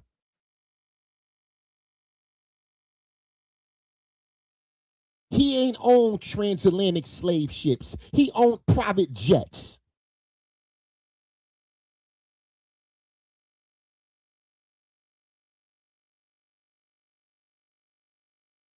The Oprahs, the P. Diddy's, them niggas is house niggas.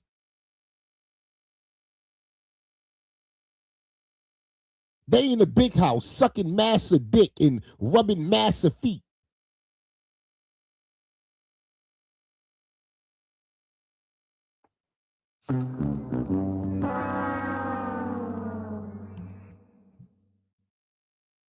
Logical bell don't start ringing when you see another nigga. But that's how you get a nigga. You get a nigga by lining the nigga up with another nigga. That is how you get a nigga. Put another nigga on him. Simple as that. You know, she had an episode called Satanic Panic that blew up, where she brought devil worshippers on to discuss sacrificing kids and rituals. Do you think Oprah practices witchcraft herself? Yeah. Yes, I absolutely do. I think that Oprah Winfrey is a part of the Illuminati, right? Whatever that looks like. Well, what does that mean? The Illuminati, that's some secret organization of blah. Yes, Oprah Winfrey is a demon. She is, stop looking at these motherfuckers like they black. Hey, niggas, knock, knock. Them niggas are not niggas.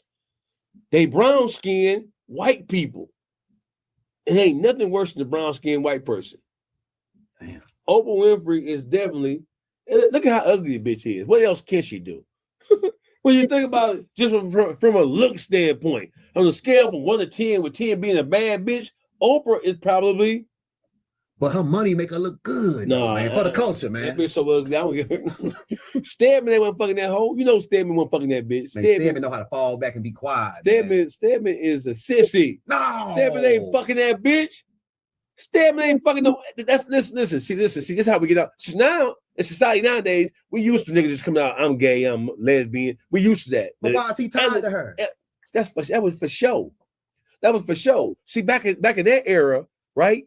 People who were gay, right?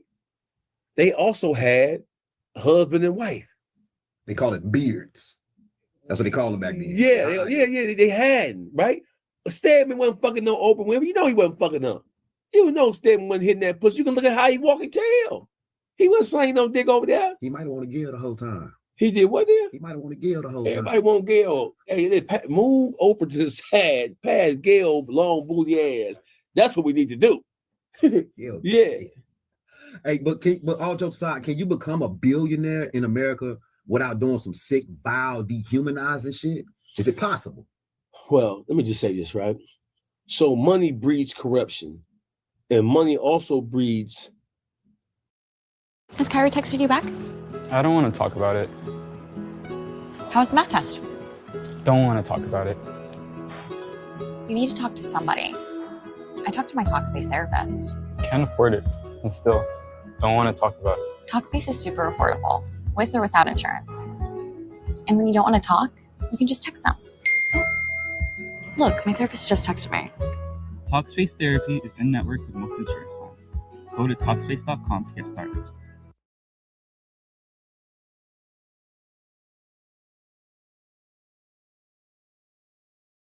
Apparently you can go from 0 to a complete site in just a single prompt with Wix Harmony. I don't know if this is going to be possible. Or vibe coding meets drag. You would think it would breed stability because you have the finance to do what you want to do. But money, from a person who has an infirm mind, it breeds chaos, right? Our natural inclination is money makes everything okay. But listen, man, money in the hands of a person who's not spiritually sound, who's not psychologically firm, that turns that person into who they really are, right? And so that's why you have so many, because a lot of these people who have achieved that level of status, success, you ain't gotta be a billionaire, right? Right? All you gotta do is look at what's going on in the hip hop community. I'm gonna get back to your point, right? It is not the up and coming rappers who are catching cases and going to prison. It's not the up and coming rappers who haven't quite made it yet, who are engaged in all the stupid shit. It is the rappers who have crawled their way out of the hood into some level of stardom, which allowed them to get some measure of money in their pockets. Those are the ones who are scratching and clawing, trying to get back to the circumstances they tried so hard to get out of. It's a psychosis. So that tells you that money ain't it. Right. Yeah. So motherfuckers psychologically fucked up, the money ain't gonna do shit but make them more of a fucked up individual that they are. It Simple as amplifies that. who you All the rappers who in jail, went to jail last 10 years, they all were stars. Right? Fetty Wap. They all have all it. day. They all were stars, bro. Right? That should tell you, if you're raising your children, right? You need to instill in your children the understanding that money doesn't define you. It doesn't mean you are a good person. It does not. No, definitely don't. Right? And when you give money to a motherfucker who a demon, then all you're gonna get is demon shit. Look at all the rappers we talked about. We talked about Young Thug and Gunna and YFN and Lucci and this person, that person. They were all millionaires. And they found themselves back in the hood. And so now the discussion is who real and who ain't real. It ain't you niggas. You niggas is retarded. You know what? Nicki made a post recently saying. What Nicki?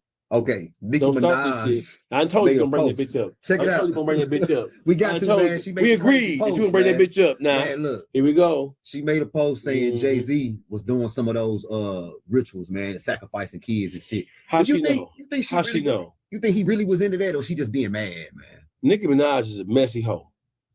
Cardi B done spanked her thoroughly and effectively on the billboards in the studio, right? Nicki Minaj is that is a mad bitch. You ever heard the mad rapper? Why you mad? Why you mad? She a mad bitch, so she lashing out. Nicki Minaj is a coke head, pill head, dope fiend bitch, right? You talking about rituals? Your husband is a fucking pedophile. Your brother is a pedophile. You paid for the legal expenses, right? And you come out and you spoke against the victims who accused them of touching and abusing them. What the fuck is you talking about, Nicki? Go sit your sissy New York ass down, bitch. Nicki Minaj should never come up in a serious conversation about a serious matter with serious people. She's a hoe. Bitch, tell me how to tell. No, don't get me started. All you can tell a bitch how to do is thought, man. All Nicki Minaj can do is tell a bitch how to get into a failed relationship with a bitch ass nigga. Before she had her husband, she had another bitch ass nigga. Before she had him, she had Meek Mill's dick in the booty ass. And don't forget, Nicki Minaj is the one who exposed Meek Mill's and said he like a finger in his ass. Don't forget that. I don't listen to nothing that bitch say. That bitch shut the fuck up. Man, looking at the last interview we had, I was in the comments, man. The Barbs jumping that motherfucker, man. They was Barb. Fuck them all. Man, look, they was mad at you saying this Nick did blow, man. What about Nicki Minaj give you cocaine vibes? Her first of all, I'm from the ghetto. I know a coke head when I see one. I'm from the trenches. I ain't from no motherfucker, right? I'm from the land of crackheads and dope fiends. I know a dope fiend when I see one. She has all dope fiend, the outburst. First of all, the weight loss, the constant going up and down, right? The skin. The one side of her booty is high, the other side of her booty is low, like a 6'4" Impala, right? All that shit, the attitude, the move. She is a motherfucking dope fiend. It's cocaine and it's pills. Simple as that. Adderalls, Percocets, Valiums, whatever that hoe can get her hand on. Nicki Minaj is a shell of a woman. You can't take that bitch serious. Hey, bro, times have changed, man. You know what I'm saying? There was a time where you mentioned serial killers and child predators, and you think white people. Mm-hmm. But things have changed, man. Why do you think times have changed when it comes to subjects like that? Oh, what do I attribute it to? Yes. I mean, so listen, bro. So what you said is absolutely correct. I'm in my 50s. When I was coming up, when you heard news stories or breaking news about the Boy Scouts and Boy Scout leaders raping kids and all that kind of shit, we never thought, our first thought process was never to attach that shit to black people. Yeah. When we heard about serial killers and all kind of Freddy Krueger ass, Jason Voorhees ass niggas and Michael Myers ass niggas, right? In real life situations, you never thought about black people because those were crimes that, for the most part, were looked at as crimes that Caucasian men commit. That sick, heinous shit, because that ain't even black people nature, right? That ain't even our nature to be involved in all that kind of shit, right? But so what happens is that the more open this society has become for us as a people, and by that I mean is that integration, right? Right? Coming out of the civil rights era, there was a cry for integration. It was a cry for us to be recognized as equals and to be able to live amongst and to travel with and to operate and exist in the same proximity as white people. White people are the devil. So when you listen, when you put your black self in an environment where there's a high concentration of Caucasians, then you're going to be exposed to the child molestation. You're going to be exposed to the devilish. Now let me pause you. I know people gonna be mad because I paused you, but all right. They sometimes they'll trip on me because I won't do host host accountability. So when you said white people are the devil, you don't mean all white people though, dog. Who said I mean all white people? It's so easy to become a podcaster with Riverside.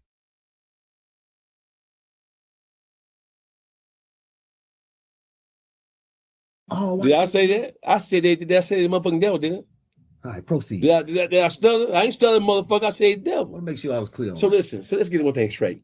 See, here's another thing that black people get all mixed up, right? So, well, they ain't all bad. Hey, look, nigga. Just imagine us being in Mississippi in 1801. Imagine us being in Mississippi, any part of Mississippi, 1801, right? And I tell you, hey, Mafi, boss, a good boss right there, Mafi. He ain't like the other bosses. He a good master, right? And you have the mentality of a Harriet Tubman. You have the mentality of a Marcus Garvey. You have the mentality of a Malcolm X. You have the mentality of a John Brown. Me trying to tell you that white man ain't like the other white man. What does that mean to you in 1801, in 1853, in 1838? Them crackers are all the same. Listen, so let me tell you how white people are the same. Are all white people the same? Do they all believe the same thing? Or do they all have supremacist attitudes? Do they all think all black people are inferior to them? No, they don't. Right? But watch this. These stupid ass niggas are so sidetracked by trying to figure out who the good white person is and who the bad white person is, that you missing the fact that the bad white people have an advantage over the good white people, right? And the good white people ain't saying the motherfucking thing. Hey, Mafi, not all white people agree with slavery in this country. They don't agree with it, but they didn't stop it from happening. Not all white people believe that in the segregation of the Jim Crow era of the South, coming out of Reconstruction, going to the Jim Crow South. Not all white people believe that was appropriate, but it didn't stop it from happening. Niggas are so concerned with whether all people are all one thing. We ain't all criminals. But what do white people think about us? For the most part, right? Had Charlie Kirk did he meet every black person? This motherfucker is dropping gems.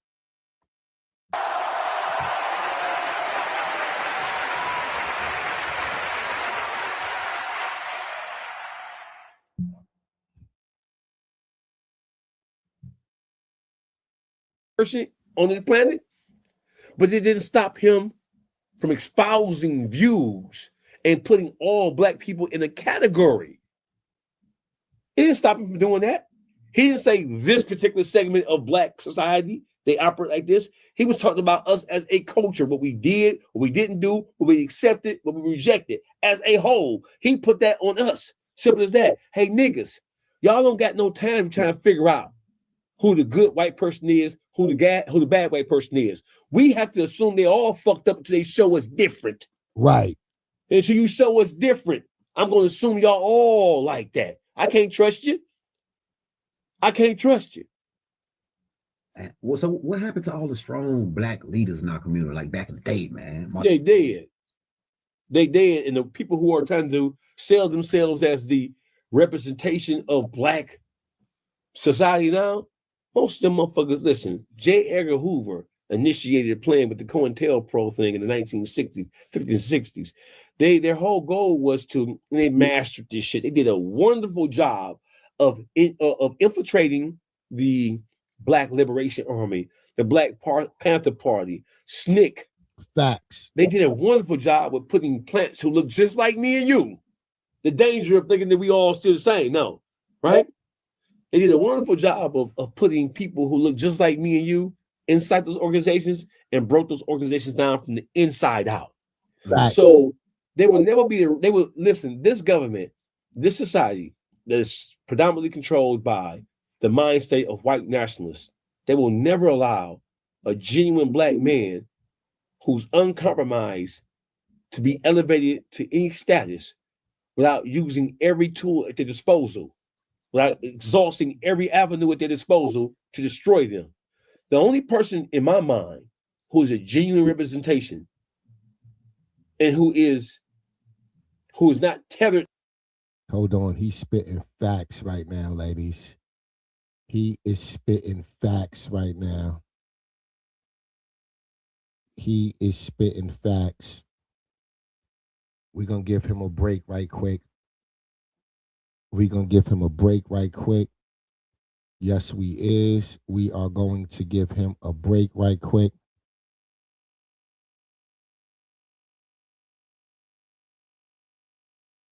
Instagram unaliving hip hop. I think this is a dope topic. I'm a content creator. I'm a songwriter. And this applies to me in both fields. I want to get into it. Please hit the like button as y'all come in, ladies. Let's check out Tony Yayo, Uncle Murder on The Real Report. Let's go. What do people think breaks records now? TikTok and Instagram breaks the records? Or do you feel, I know radio is always going to be radio, every artist needs radio. But what I'm saying, do you think TikTok and Instagram break records first?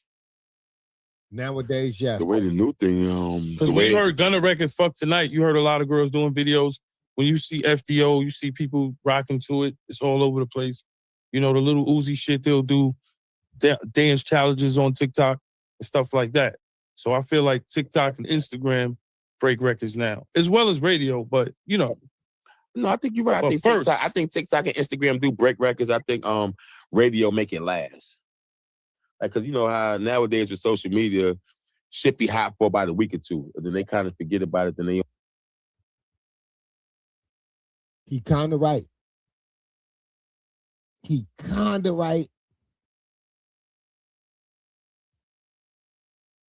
said radio make it last.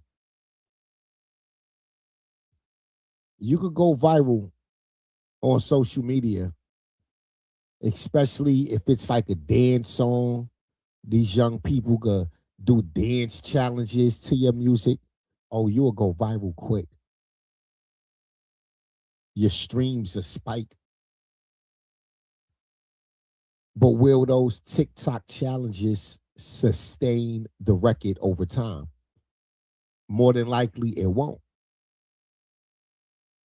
The moment people start slowing down on the TikTok challenges and the dances and the memes, your streams slow down. So is that a sustainable model for an artist? Now, he said radio last. I say your song might last longer on radio than it would on TikTok. And I can't really say that because once you have a viral moment, right? And your video is going viral on TikTok or Instagram, right? Every time that topic is in the algorithm, your video go up in the algorithm, right? See, so for an example, never mind music, let's use content, right? Let's say I make this video about Tony Yayo and Uncle Murder, and I'm reacting to it. And this video do good because they're trending right now. They was just arguing with Ja Rule on a plane. Well, guess what? Every time these two guys go viral, my video get more views. Every time. So is that a way of sustaining a record outside of radio? On to the next thing. So if a record do go a little viral on the gram or TikTok, it's cool, but then radio make it like really stick around for a long time. That's why you be needing that radio push. I that's how I look at that. Can I ask you guys a question? Because we come from the same like generation, right? Radio used to be real important, right? For the business. But how do you see it now versus when you guys were coming up? Like they're waiting outside of the radio stations or trying to get you. Good question. Good question. Please hit the like button, ladies. Please hit the like button.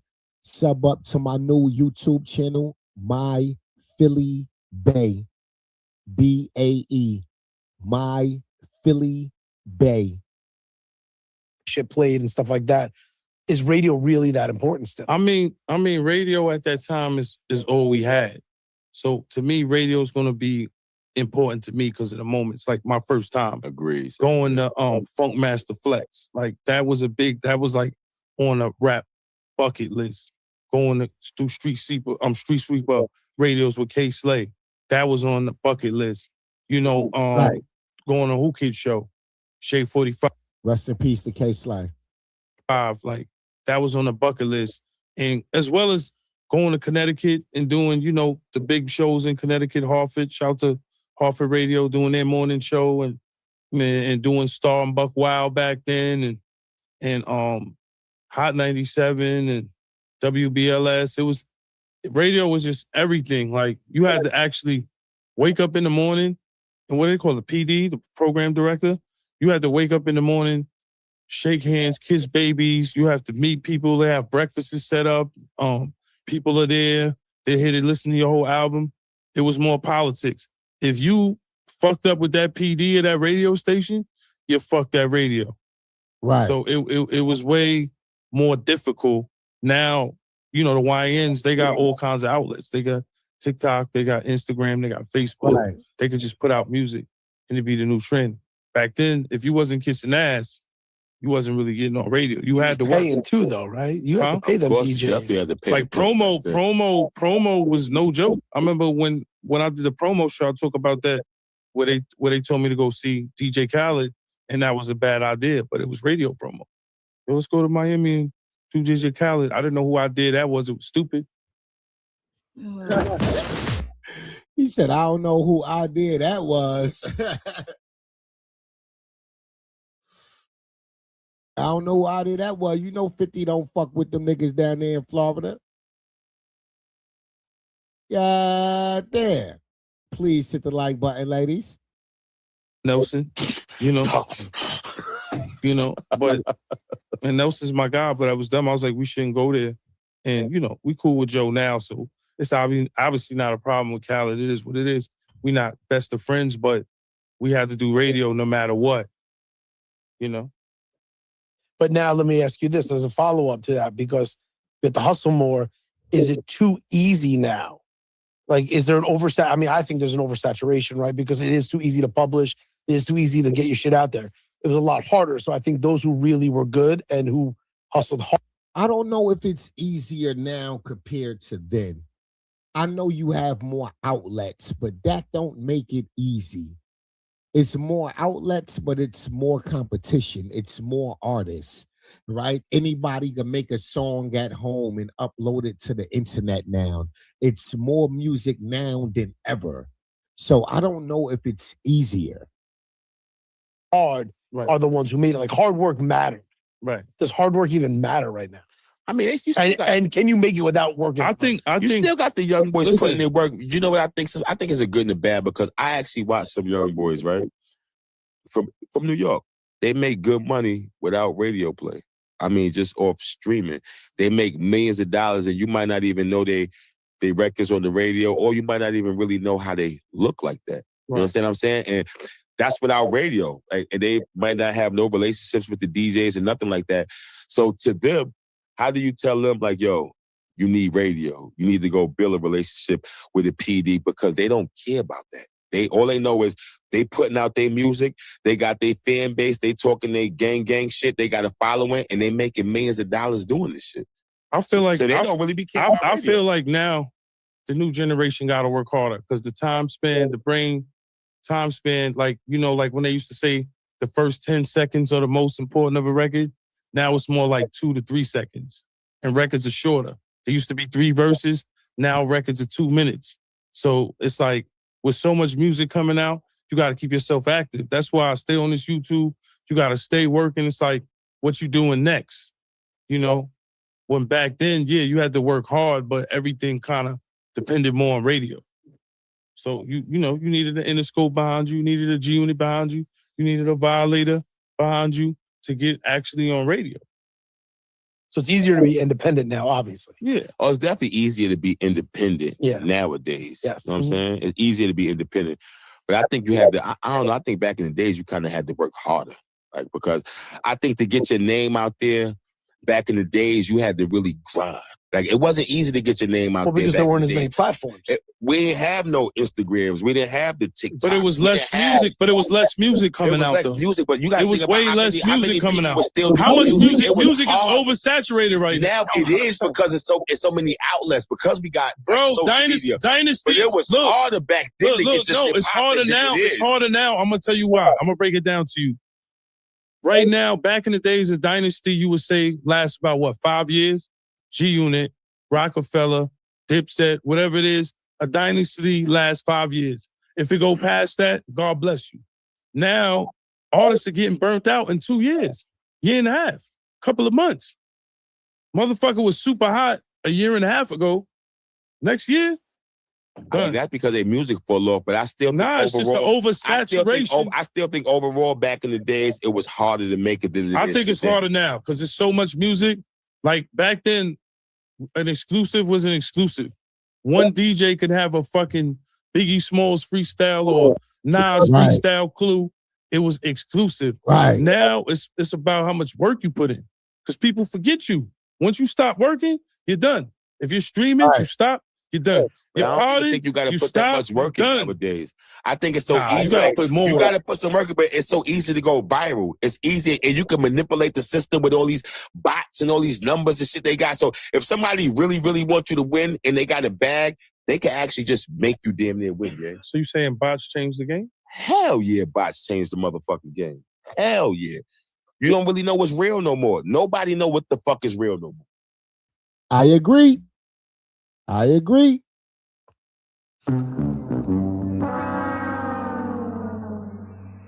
These internet platforms, you don't know what it take to build and sustain these platforms. These platforms make money off of the traffic it generate every day. The more people that frequent these platforms and surf and comment and like, the more advertisement revenue these platforms go run up, like a TikTok, or Instagram, whatever, YouTube, whatever it is, wherever you at. These platforms depend on people to be on there to justify why they charge so much for people to run commercials. Companies, entities to run commercials.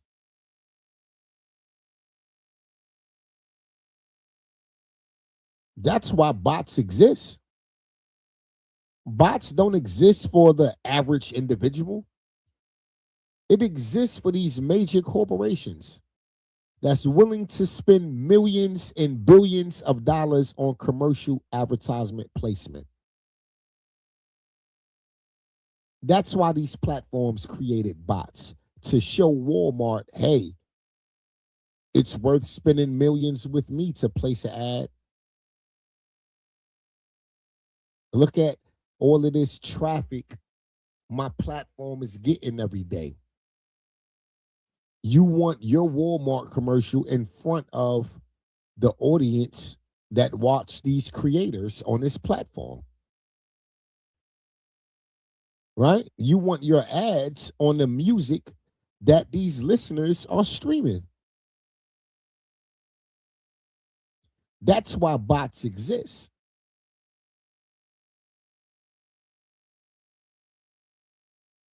Artists use bots to inflate their streams and sales.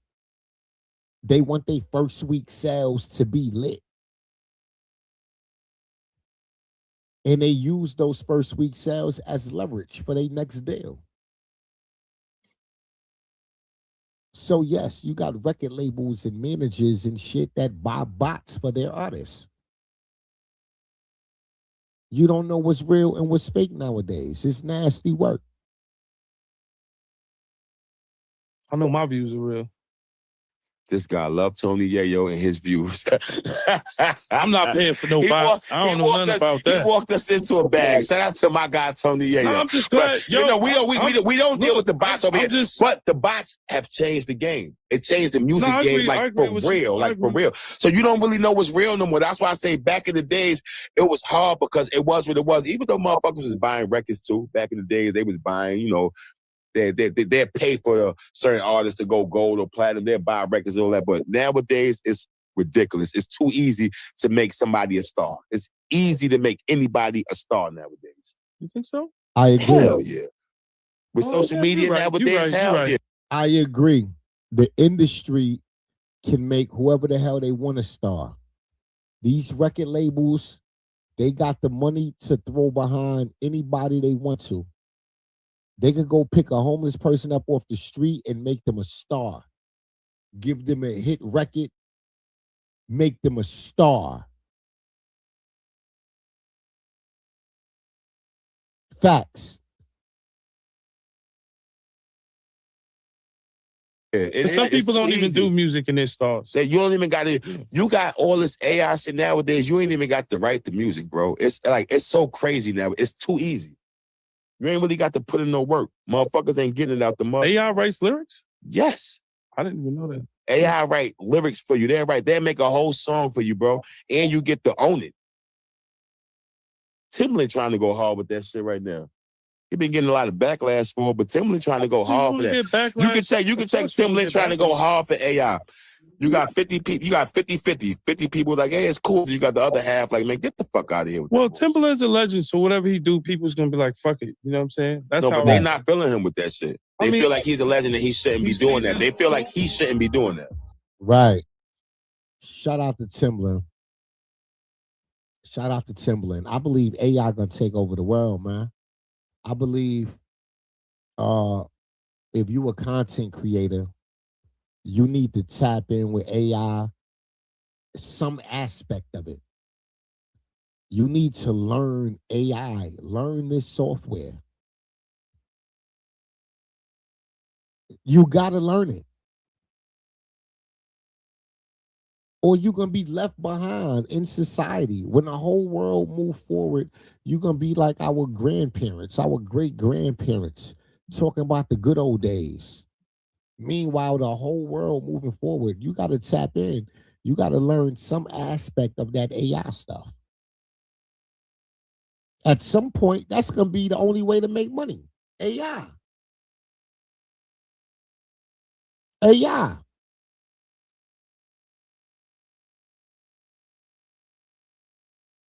And if you're not one of the humans that's programming the AI, controlling the AI, like, you're going to be out of the loop.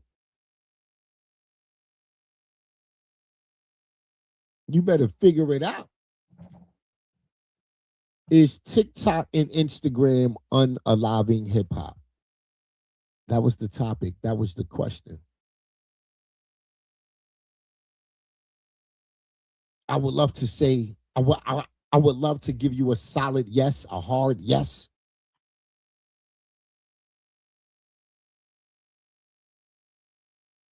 It's destroying the culture of hip hop.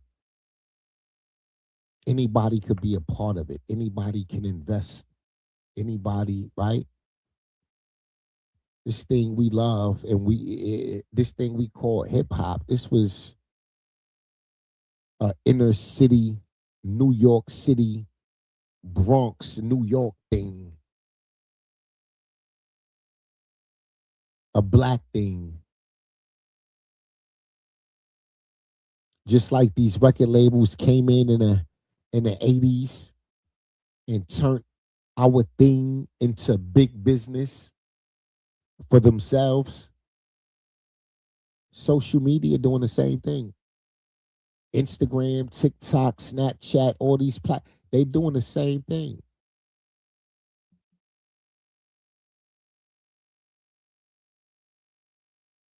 One thing these social media platforms is doing the record label didn't do is these social media platforms is taking advantage of AI.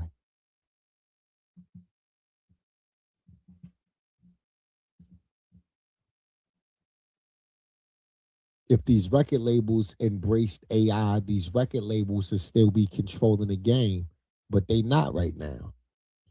Social media controlling the game. And the game is slowly being unalived by social media.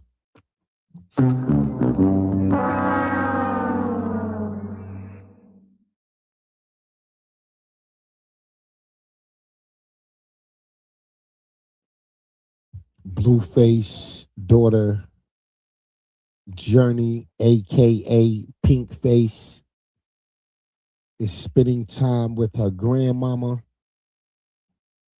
Carlissa.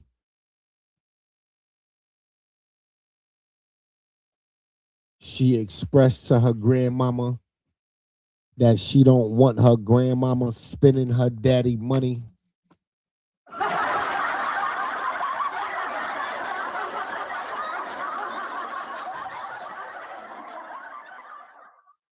Please hit the like button, pretty faces. Please hit the like button. Please hit the like button.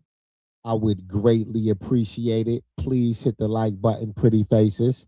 I would greatly appreciate it. Sub up to the channel. Sub up to the channel. Sub up to my new channel, My Philly Bay, BAE. Please sub up to my new YouTube channel, My Philly Bay, BAE. She said, ow, ow. That's what Journey probably be saying. Be sure to like, share, and subscribe. Right. You don't want his hair comb. They said, hello, Pink Face, hello. That's how Journey cried when she get her hair combed, y'all. She be like, I want my mommy. I want my daddy. I want to go home. I want to go home. I don't want to come over here anymore. And then when she get her hair done, I be like, call your mama. She be like, I was just joking. I was just playing, Grandma. You just playing? You want to go home? No. No, not today. Tomorrow? Yeah. What day you want to go home? 2 days? All right, let's do this. All right, show them how to do it. Show them how it's done. Okay, first she has 2 barrettes, guys. Please hit the like button. Apply the barrettes. She's a friend of, what's her name? Dolly. Dolly. Okay, that's bad Dolly. Okay. She's a good Dolly. Oh, good Dolly. Okay, this is good Dolly. Good My Dolly. bad. This is good Dolly, y'all. This is good Dolly. What colored hair does she have? Rainbow. Oh, she has a rainbow hair. Okay, done. What about my hair? Oh, I'm sorry. I didn't do your hair yet. You want me to just put my wig on? Yeah. Okay. Where's my wig at? You actually put it right there in your room. Okay.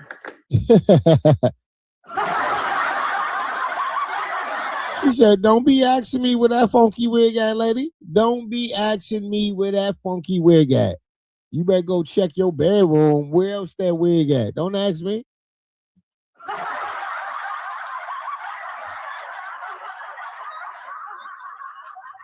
Jody said, lady, you better leave me alone. You hear me?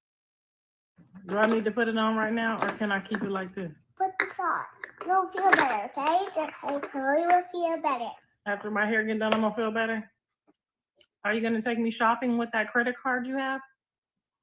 You're to put the claim in the shopping cart. So, guys, she can come in the shopping cart. She got her daddy credit card. Oh, what'd you say? I said we taking that credit card to the store. We finna take it to the store. Oh, you gonna buy me them Louis Vuittons I've been looking at? Yes. No. Yes. I want them red. I want them red bottoms. It's not gonna be these. I want some red bottoms. Just tell your bottoms. daddy that you was getting them for when you get big, and the grandma gonna use them till you get big. Okay? See, that's how we gotta work. My daddy's already that home. I know. Journey, baby, you do not want to put your feet in no shoes behind your grandmama, girl. Your feet gonna fall off. Mm-mm.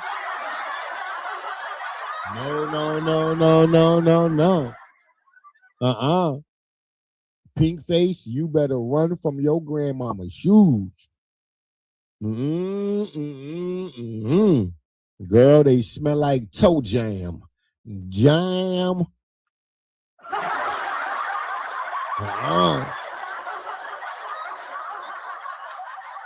Don't do it. Your grandmama red bottoms smell like kitty litter.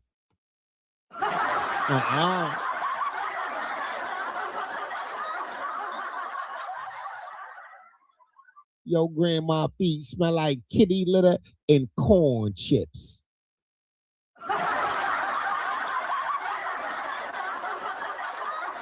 Don't do it, girl. Don't do it, girl. No, but we gotta use his money to go buy the red bottoms. No. He said he made $20,000 on that string. We're not taking something. I'm not taking that. He said he made $20,000 on that string. I'm gonna need some of that. No. Yes. Not in my daddy's money. You hear me? Don't use your daddy's money? Yeah. Did you hear me? Well, whose money am I gonna use? Use Jaden. Yo, mama ain't got none, girl.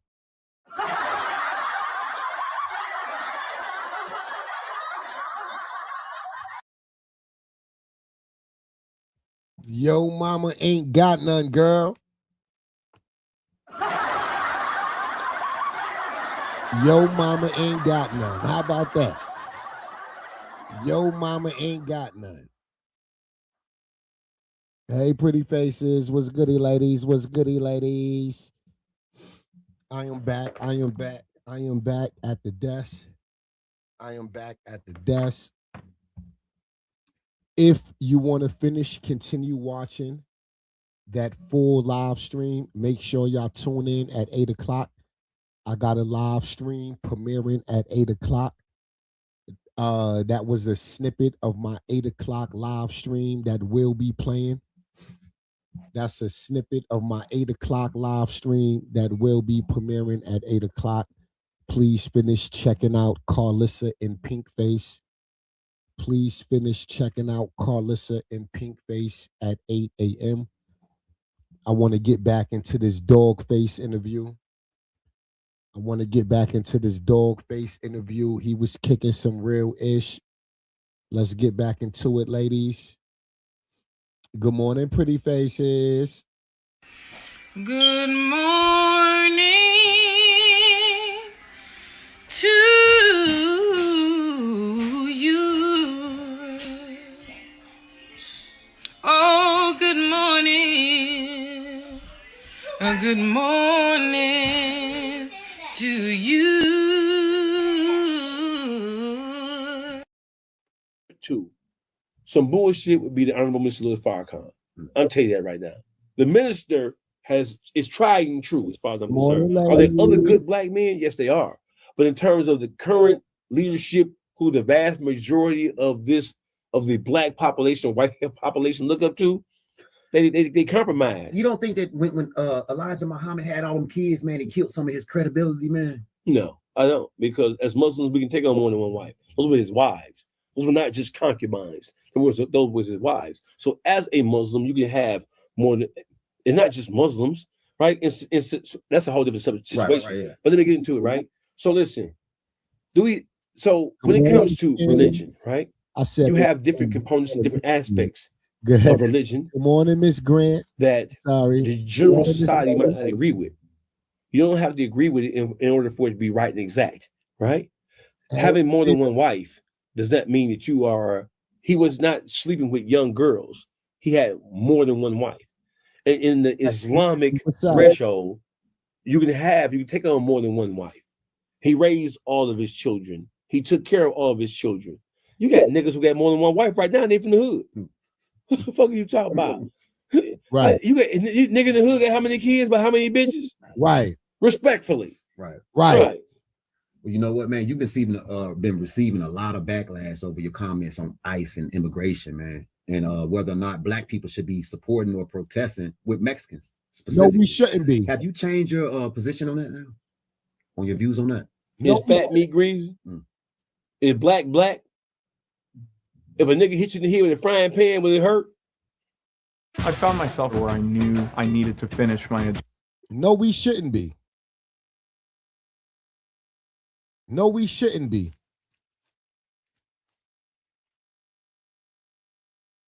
The immigration population in America is what it is because of black people's struggles, because of our enslavement, oppression, abuse.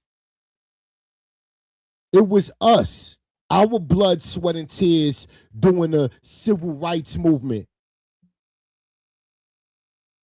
that paved the way for immigrants to flood America.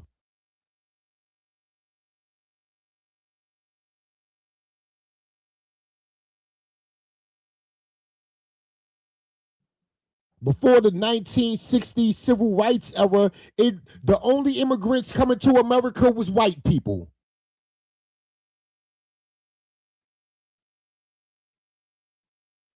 Motherfucker from Yugoslavia.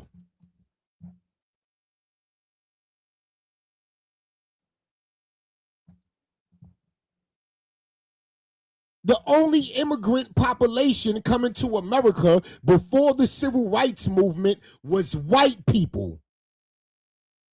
Any group of minorities, thanks to us black people, that's why your ass is here. Show me some fucking respect. Until then, fuck your problems with ICE. I don't give a fuck if they get rid of all you motherfuckers. I don't care. Because y'all don't give a fuck about us. Facts.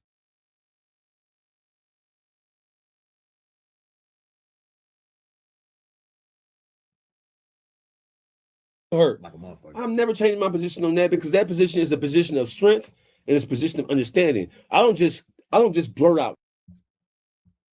Fuck Jesse Jackson. He was a sellout. Jesse Jackson was a house nigga.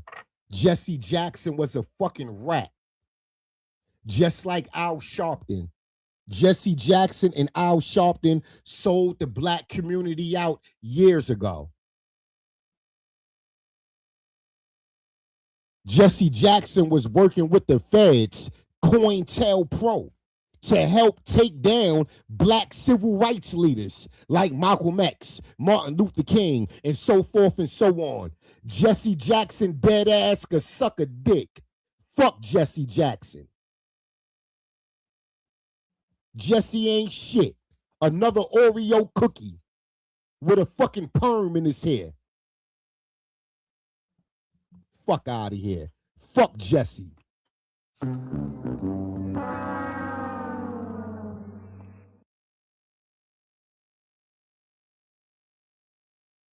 And don't let me know where his grave at. I might piss on him.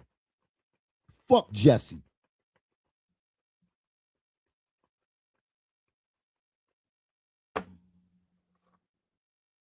Shit, just for trying to, just in order to be sensational.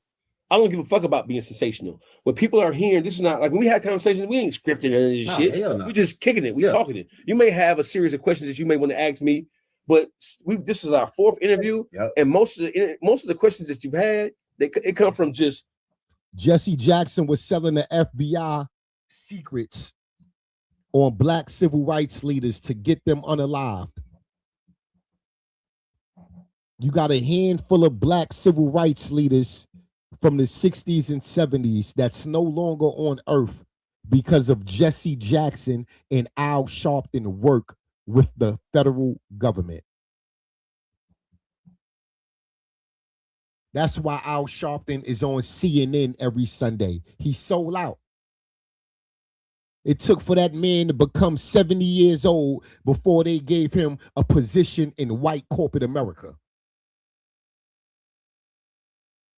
Al Sharpton has sold out his whole goddamn life.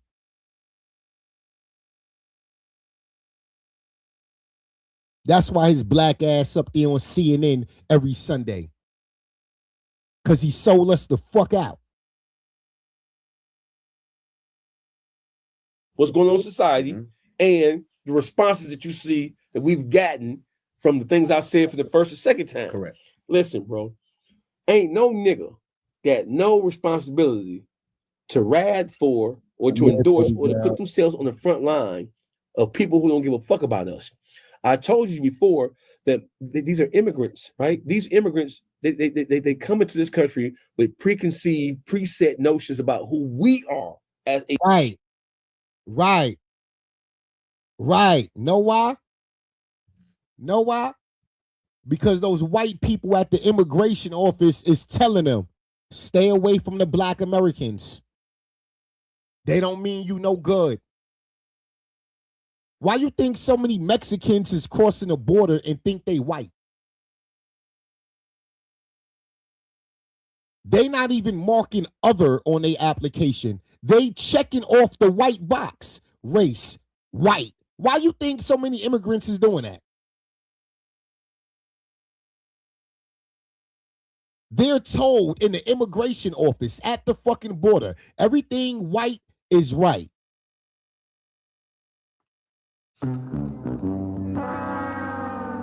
If you want to succeed in this motherfucking country, you better stick with the white folks. That's what they telling the immigrant population. Stay away from them niggers. Only take their money.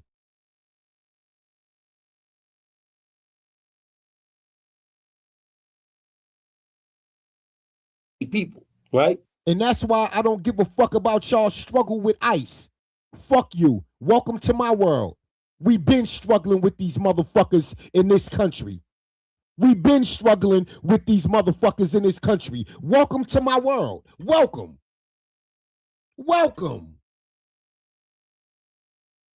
Fuck out of here. And most of the immigrants, they try to match their situation to our situation, and they miss some fundamental building blocks of that understanding. One, black people, we are the children, black people in this country. I guess we can call them foundational black Americans because we are the, right? That's a whole other subject, right? Yeah, we gonna get right. That. But the descendants of slaves who were brought here to work in servitude, right? That's the only black I recognize. Descendants of slaves in America. If your ancestors wasn't slaves in America, I don't want to hear that black shit. Take that shit somewhere the fuck else. Your skin folk don't make you my kinfolk. Fuck you. We are not immigrants. We didn't immigrate over here seeking anything. We didn't come over here seeking the motherfucking thing. We came over here in the bowels of slave ships. We didn't migrate over here because we wanted to go to Colorado, right? The immigrants are fleeing their countries because they are either ultra uber impoverished. There is war and famine going on. There's persecution, religious or social persecution going on. We didn't run from Africa fleeing religious, social, economic persecution. We came over here as slaves to serve to build the infrastructure of this nation. So that's different. The difference between black people in this country and the immigrants is we didn't ask to come over here. Right. They are asking to come over here to seek a better life for themselves. They don't give a fuck about America. They don't give a fuck about the fabric of this country. They don't have no loyalty. These niggas so stupid. They don't have no loyalty or allegiance to this country outside of a monetary gain. Right. Outside of getting something so they can take that something. And that's every immigrant population. That's every immigrant population outside of African Americans. You don't give a fuck about this country. Keep your fake patriotism to your fucking self. I don't believe you. You full of shit. You ran from your third world country. And you will come over here where you have a better life waving your flag in my motherfucking face. But you ran from your life in your home country. And you will still put your home country first. So fuck you.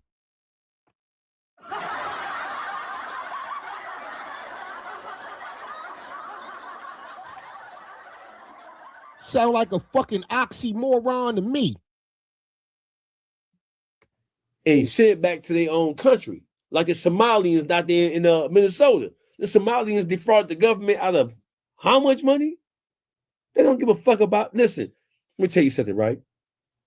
As tortured of a people as we are, as vile and as vicious as we were treated at the hands of Caucasian Americans, right? Right? The founding fathers of this motherfucking nation, right?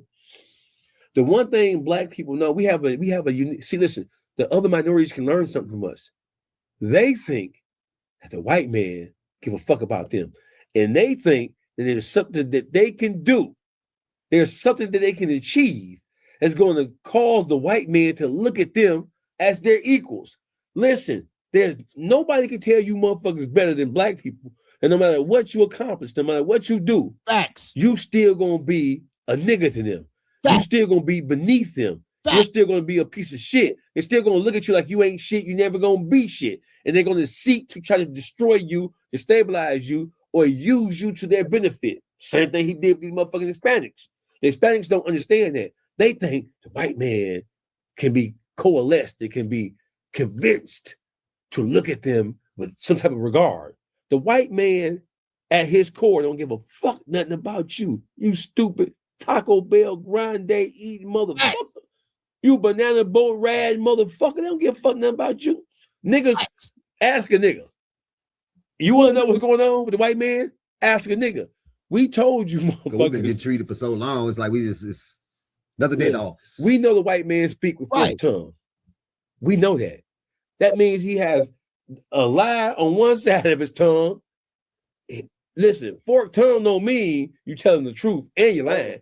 The white man, listen, so from the Native American Indians, forked tongue means you say one thing, but you do another, like you're hypocritical, right? Or on one side of your face, you are this way. On the other side of your face, you're that way. Both ways are bad. Same thing with the political spectrum in this country. Republican, Democrat. Both motherfucking. They both full of shit. I don't give a fuck about a Republican or a Democrat. All of them could choke on a dick. They all full of shit. They get their check from the same motherfucker.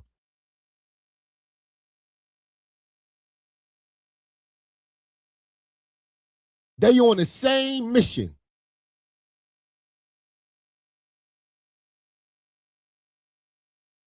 Keep the government in control of the people by all means necessary. Lie, cheat, steal, kill. That's what the fuck the government is doing. I wouldn't give a fuck what party you from. I don't give a fuck what party you vote for. I don't give a fuck who your favorite candidate is. I'm here to tell you they all full of shit.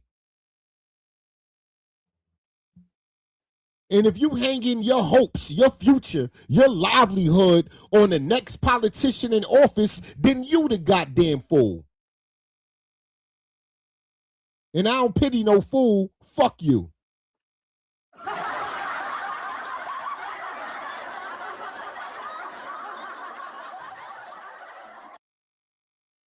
Parties are filled with some of the most despicable, some of the most contemptible people on the face of this planet.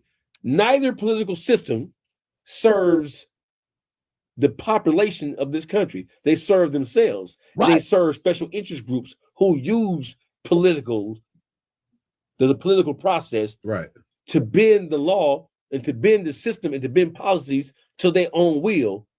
That's what's going on here. Right. In your opinion, imagine being able to build anything just by thinking. Boy, he's spitting. He's spitting. I like these conversations. I like these conversations. Shit, let me get a 1 in the chat if you like these conversations. Let me get a 2 in the chat if you don't. It's not supposed to be needed because you already have a system in place where you have branches of law enforcement whose job it was to round up illegal immigrants. And we ain't just talking about Mexican people. There's been an emphasis on Hispanics, Latinos, Arabs, Chinese, Asians, right? But like I said before, the largest concentration of illegal immigrants in this country are from Europe. They're not from South America. They're not from Central America. They're not from— Listen to them. Listen to them. The largest concentration of immigrants in this country is white people. The largest concentration of immigrants in this country is fucking white people. People from Europe.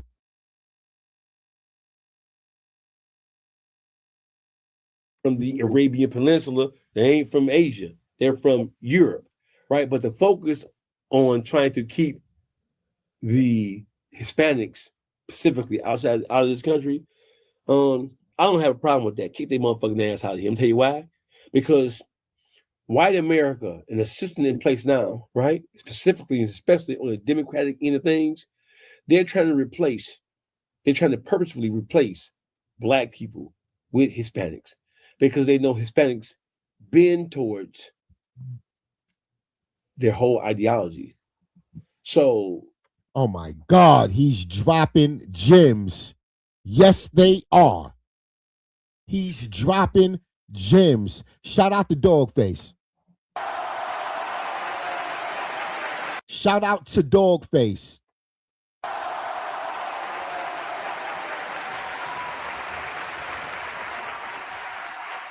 Oh my God. Yes, they are more prone to bending to white ideology. White, racist, oppressive ideology. Yes. See, us niggas in America, we've been hoodwinked for far too long. They can't keep pulling the same wool over our eyes and think we gonna fall for the bullshit. They need new niggas to stay in power.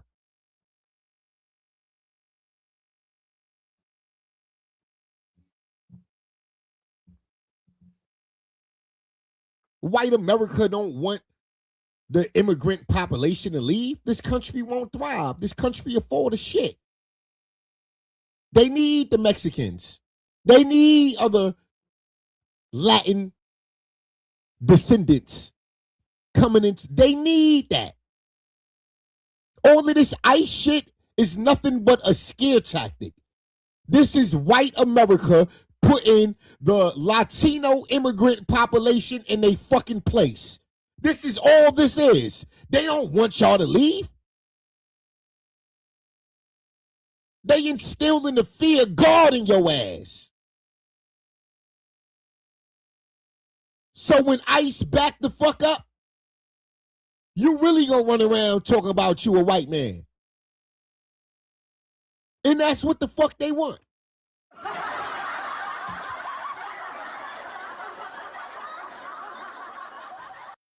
Oh, y'all gonna be playing the beat on they motherfucking drums.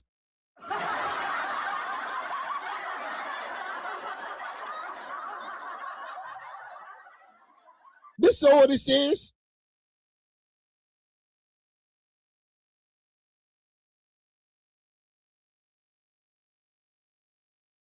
White America think y'all gaining too much power.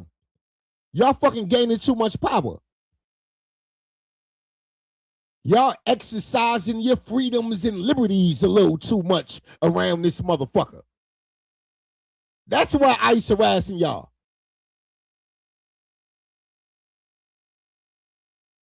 This is white America whooping ass, saying stay in your fucking place. You want to stay here and continue making these American dollars to send back home to your family? Then you better fall the fucking line. That's what the fuck white America is saying. They don't want y'all to leave. That's why I don't give a fuck about ICE. It's all bullshit.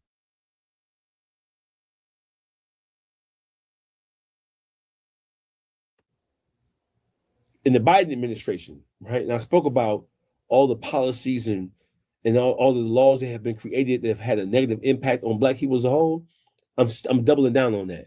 When it comes to policies, when it comes to laws that have been created, have been inspired and created and put in place, those laws that have had the most negative impact on Black people came from the mind state of people who profess to be Democrats. It comes from the donkey party. Oh, he preaching this morning. He preaching.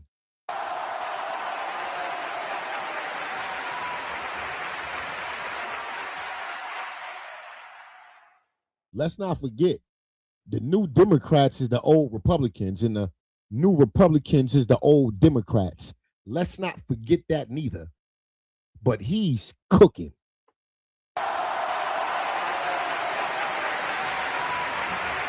You know, at some point in history, the Democrats and Republicans, they swapped ideology. At some point, you know that, right? It comes from the liberal side of things. All this shit with the transgender and all that kind of shit, all this sissy shit, it's sissies on both sides of the political aisle. Sissies everywhere. There's more sissies around this motherfucker than anything else. You got more sissies than police in this country. You don't believe me, do you? I definitely believe that. There's more sissies everywhere. Sissies, listen, the sissies are the strongest organization in this country. You got sissies in the police. You got sissy firefighters. You got sissy school teachers. You got sissy priests. You got sissy race car drivers. You got sissy bus drivers. You got sissy home builders. You got sissy. I was facing trans.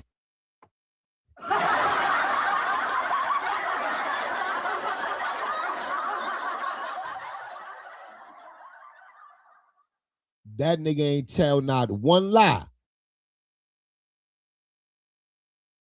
Cold. This whole world, the sissies have taken over. A real nigga who like pussy, you understand chance. You know what though? When do you think things change between us Blacks and Mexicans in America? I think you've always been the same way. I think that we in our lack. No, it was a little bit more together back in the days, man. You know, listen. So it's a difference between the immigrants who have been nationalized, who've been kind of like who've been here for 40, 50, 60, 70 years, been here 100 years. They look at things sort of through our lens because They've experienced the same things that we've experienced. So I'm gonna back up for a second. You're absolutely right. So when you go back to a generation or two ago, they've been here long enough to understand. The immigrants that's coming over here right now, they don't understand. All they see is what they see.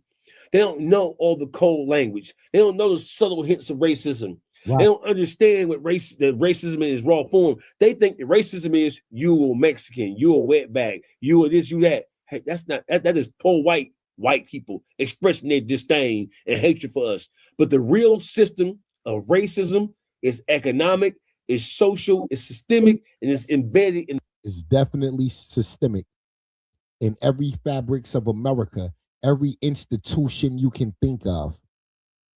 Whether it's the housing market, banking, education, corporate, it don't matter. Racism is systematic oppression. Not simply you expressing a disdain for me. It's the money, it's the power, it's the control.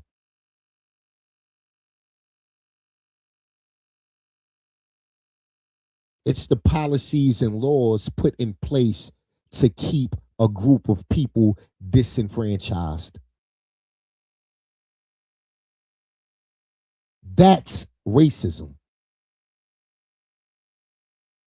Not simply you expressing your disdain for me. Racism is so much more deeper than an individual thing. That's what they want us to focus on. The poor trailer park trash spewing the word nigger in the middle of Walmart full of black people. That's what they want us to focus on. Meanwhile, them white folks is sitting on Capitol Hill writing laws that's going into effect in the near future that's going to knock our block off for the next 50 fucking years. That's the real racism. And if you don't understand that, you fucking lost already.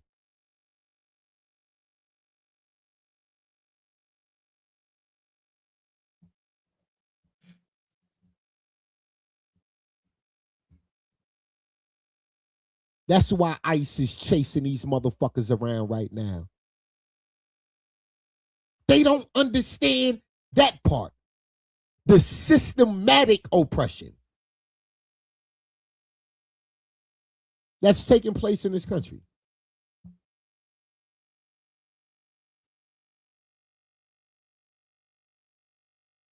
Your motherfuckers running around with masks on, kidnapping y'all. Those is not white racist motherfuckers that go on the rogue. They are sticking to the script. They sticking to the fucking program of this government.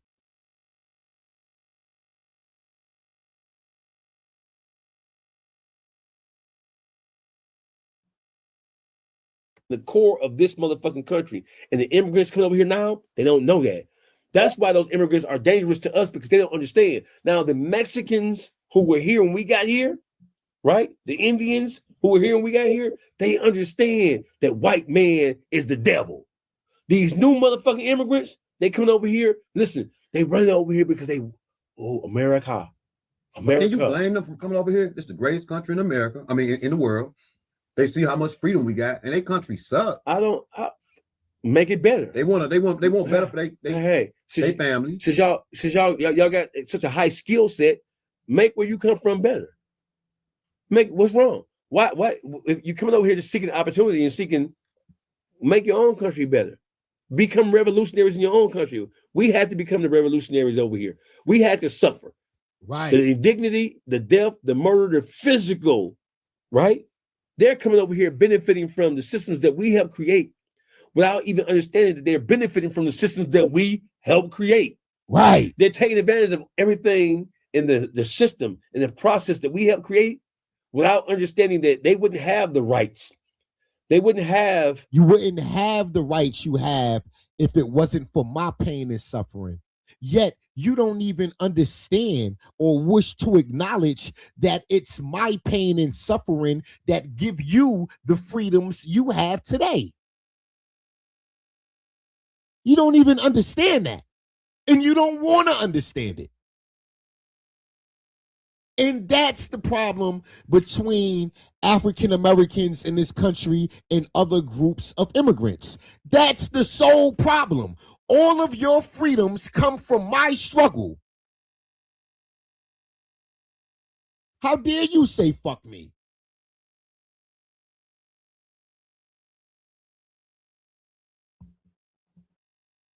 The liberties they have now, had it not been for what our forefathers and foremothers suffered on our past, they wouldn't have had that. They think the white man just did this shit just because. No, bitch ass niggas.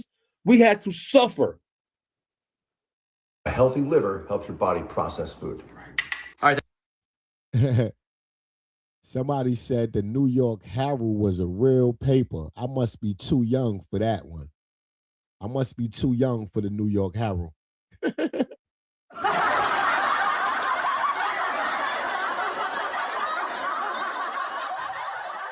I never even heard of that shit. When I say suffer, I don't mean they cussed us out, nigger.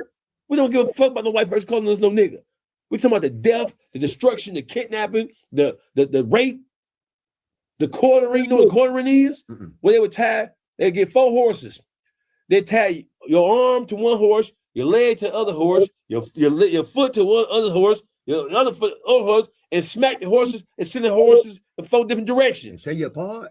In 4s, a quartering. Damn it, man. Right? The rape, the torture, the enslavement, the persecution, the hangings, all this shit we had to suffer.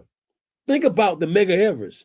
Think about the Emmett Tills. Right. Think about everything that we had to go through as a people. The immigrants coming over here now, they are not the Mexicans who have been in this country for 100 years. The immigrants coming over here now, they coming over here with preconceived notions, bad notions about who we are. Right? They're coming over here with white minds. And so therefore, white people are using them against us. And we still thinking, or because of our past relationship with Hispanics, Julio Cesar Chavez, Che Guevara over there in Cuba. These motherfucking Hispanics coming over here now, these are not Fidel Castro's coming over here. These motherfuckers coming over here now are Ted Cruz's.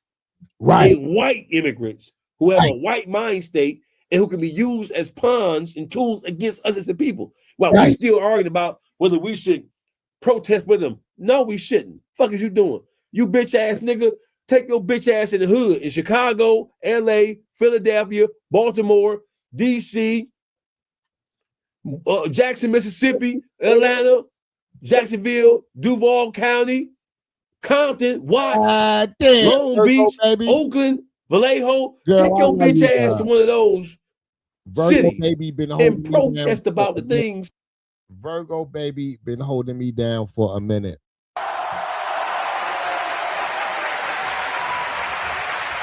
Virgo baby, thank you so much, girl. You are the best, baby girl. Shout out to Virgo baby. Make sure y'all go follow Virgo baby on Instagram. Go support her, run her shit up. Shout out to Virgo baby.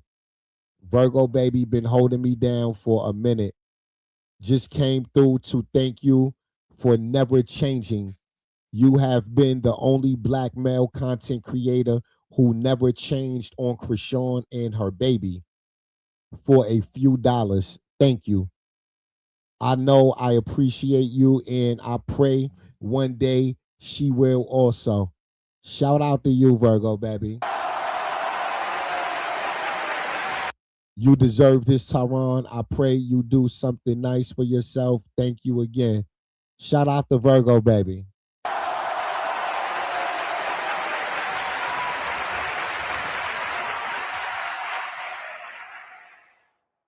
Thank you for holding me down, baby girl. They have a negative impact on black people, like starting with how black people treat black people. You want to protest something, nigga? Protest all these goddamn gangs. Right. They don't have no positive impact on black community. Why are black people in the community still embracing these bitch ass gangbangers? Right. He preaching. He preaching. He preaching. They ain't bringing no quantitative elevation to the hood. Right. They're preying on their own hood. All this shit about gangs were created to police and to protect the community. Them motherfuckers ain't protect. If it was the case, that's not the case now. You think gangs will ever dissipate? Ever just go away? No, eventually? it's gonna get worse. You know why? Right. Because the lack of family, the lack of community, Virgo, baby. the lack Make of sure y'all go sub up to her tribalism in terms Instagram. of the cohesiveness as us as a people. Most of those gangbangers come from broken households. They ain't had no big brother. They ain't had no big homie. If they did, the big homie was already corrupted. He was already compromised. Yeah. Right? So the breeding ground of gangs is dysfunction inside the black family, because those kids, those young adults, are looking for some form of acceptance, and then they can get it. Listen, they don't give a fuck where their attention come from. Whether it's good, bad, or ugly. They're gonna get it from the street, they're gonna get it from drugs, get it from the gangs. They're gonna get it. They're gonna get it. Man, look here, bro. When we did our first interview, man, I ain't gonna lie. When you was talking about Busta Rhymes and African Man Bada, man, it started like an uproar, bro. Yeah. Talking about like, cause some people didn't know about Busta Rhymes. Didn't know And now. Some people just like the audacity of you to talk about the greats, like our greats like that, right?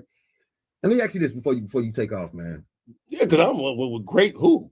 They sissies. People want to know why you came at Busta like that, though. Because Busta's a bitch ass nigga. That's why. What's your next question? Okay. I'm glad you asked. If it came down to it, that's what they was asking in the comments. If it came down to it, would you say it to his face? Riverside helps with the entire process of making a podcast. Right. Now we all know Dogface ain't gonna turn down the opportunity to say hell yeah. Would you say it to Busta Rhymes' face? Damn, Busta. I ain't gonna lie, Busta. I've been hearing rumors for a lot of years about your ass, Busta. Busta, I've been hearing you've been on your P. Diddy. I don't need to. Yeah, that.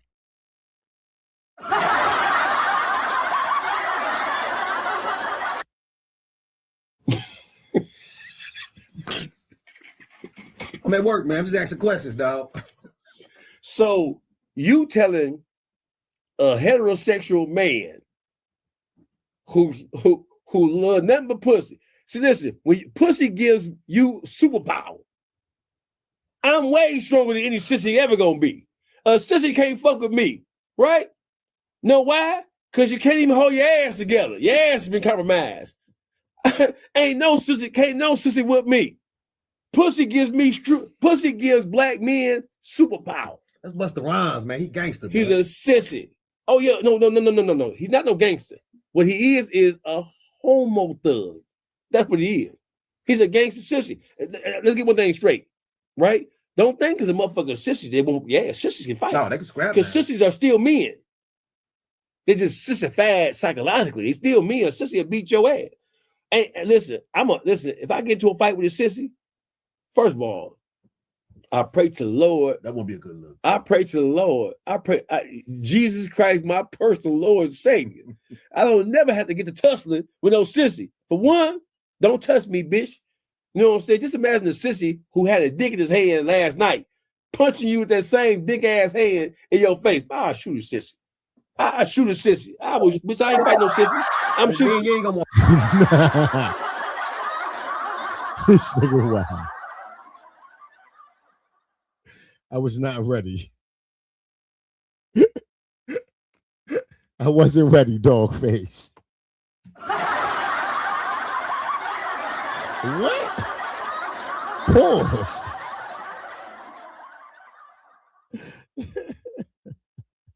On the internet, they're gonna say y'all was in a lover's quarrel. That's what they go. Oh, listen, you know how you do it. And listen, man, listen.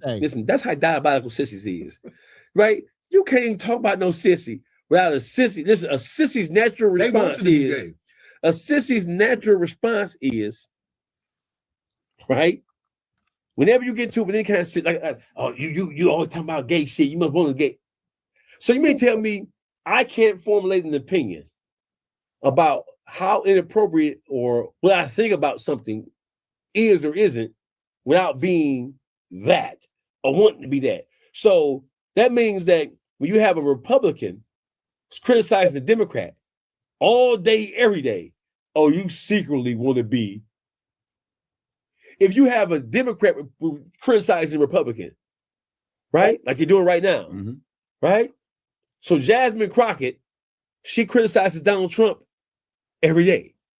So because you criticize Donald Trump for what you believe to be misgivings or wrongdoing on his part, that means you want to be like Donald Trump. What they would say. That's how idiotic that shit is, bro. Right. Listen, you can't win with no sissy. Right. Because first of all, what you doing fighting the sissy anyway? Damn, this nigga dropping gems. Don DeMarco. God damn. Damn. I wish I had some gunshots or something. God damn it. I wish I had some gunshots. Yeah, I gotta give me some gunshot sound effects. I need some gunshots in this motherfucker. Hey. Telling me you don't find that. I need some gunshots.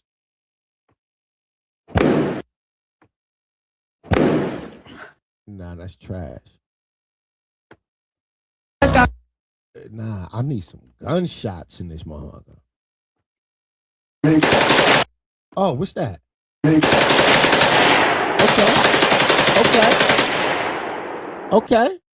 Okay, I like that. I do got some gunshots.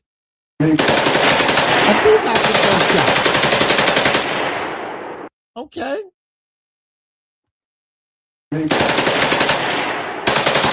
Okay, I do got some gunshots. Okay. How y'all get in close proximity? Right. Why y'all into it? Why y'all into it? They go, you a punk? Man, you can't win. Listen, man, if I was to see Busta Rhymes, I'd just throw a Snicker ball on the ground. That freak ass nigga. You hear me? I'd throw a Snicker ball on the ground for that freak ass nigga. Busta Rhymes is a sissy. He's a sissy. God know he a sissy. Buddha know he a sissy. Nigga said I throw Snicker balls around if I see Busta Rhymes. I can't.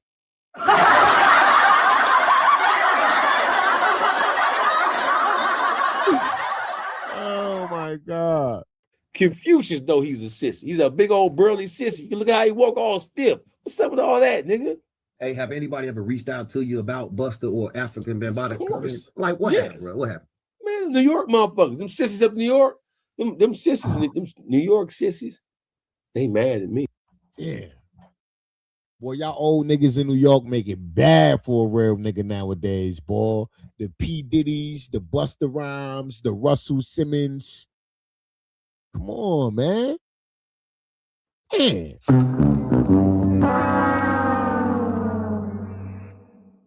I can't even defend New York on this, really, because then they're going to be like, you defending that shit. You defending that zesty shit. Like, Nah, now niggas looking at me crazy.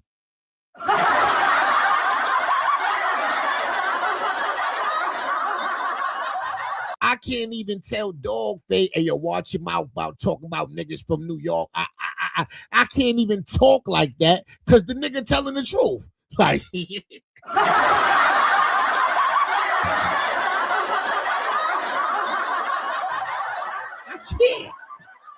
I can't even defend the city right now.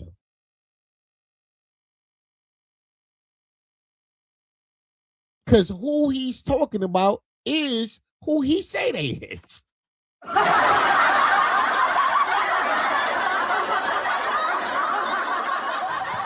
I can't even, no, I will not die on that hill. No, the hell I'm not. I'm picking my goddamn battles. Dogface, get him. I had one motherfucker sissy doing the Mav Hoffa show. I didn't forget a little bitch ass nigga name. He was mad, trying to defend New York. Oh, you trying to say New York? I know you. I that bitch ass nigga name. Oh, yeah. We gonna say, bitch, you ain't get no airplay, bitch ass nigga. He mad at me. They made this song about me. He made this song about me. Mad. Damn. Man, Pissed them off. Yeah, of course they don't like that, bro. Hey, listen, so Busta Rhymes is an icon. Guru ain't from, he's known from New York, bro. He rap like a New Yorker. We don't, the common average motherfucker, we don't, Queen Latifah, she from New Jersey. Guess what? New Jersey, New York, tomato, motherfucker. Right. They cousins, right? so she ain't no sissy because she's from New Jersey. We know Queen Latifah, she claimed dirty Jersey. We know that. Right, yeah. Naughty by nature. Brick City, yeah. All that brick. Chill. This nigga said tomato. Yo, chill. Yo, Dogface, you got to watch your motherfucking mouth, my nigga. I don't like how you talk about New York, my nigga. Like, you see how that sound and he's telling the truth. I can't even defend this shit. Like, what I'm going to do? What I'm going to do? I'm stuck between, like, my back against the wall. Damn. I definitely don't want to make it seem like I'm defending Diddy. Like, no.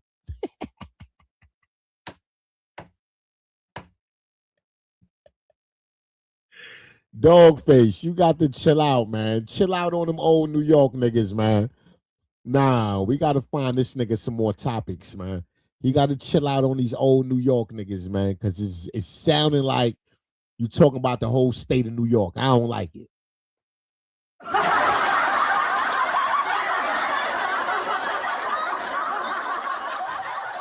God damn. This nigga. See, we know that. Red Man and all that. Respect to them. But y'all got to deal with this sissy shit that y'all let come into the game, right? Just like a New York motherfucker will criticize Atlanta like that. Atlanta gay. Atlanta didn't get gay until the executives, to the powerhouses in the music business from New York started migrating south. You know what's crazy? On the way here to do the interview, I saw a clip of the Freaknik back in. No, my nigga, you can't blame everything on New York, my nigga. I'm not going for that. No. Them niggas been zesty and messy down there in Atlanta. We not gonna do that. You could talk about it wasn't into New York niggas moved down there. Nigga, shut your ass up.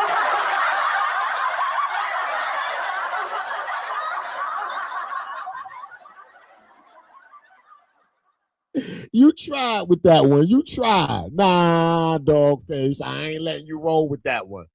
I'm not letting this nigga roll with that one, ladies.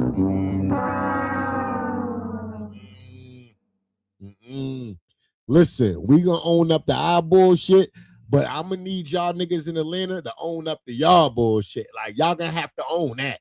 Y'all gonna have to wear that. Don't say it wasn't until niggas from New York started moving. Please stop. Please.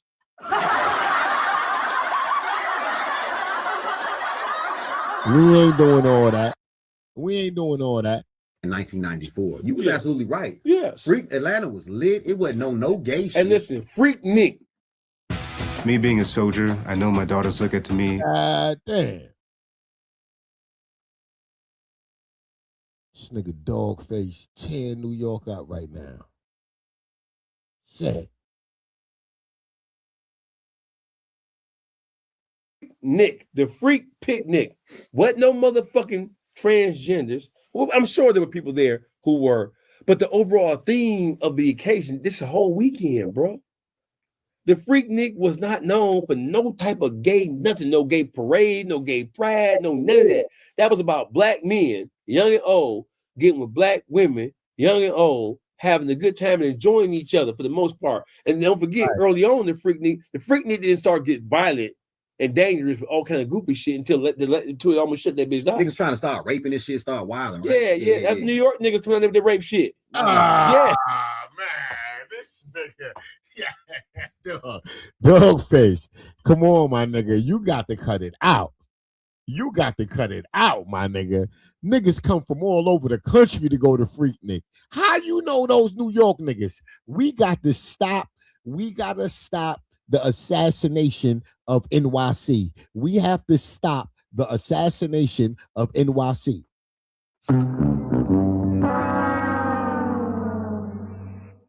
We can't keep doing this.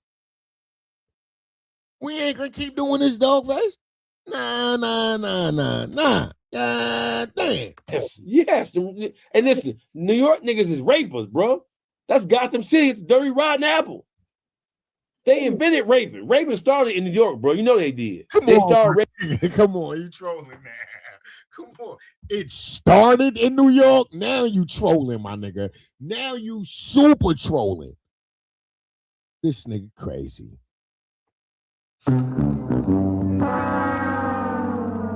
Bitches, That's a hard statement, man. Listen, they got all the serial killers. The serial killers came from New York first. What's the motherfucker hunky with the 45, the deer hunter, the nigga with the 45, the 45 killer nigga? You know what I'm talking about? Serial killer and say. Nigga said the 45 killer nigga. Wait, what?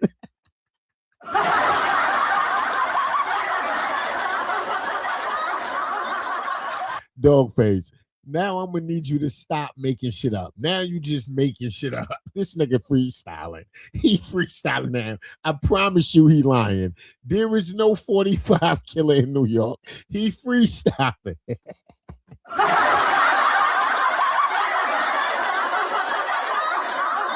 That's not a real case. It never happened. That person don't exist. This nigga.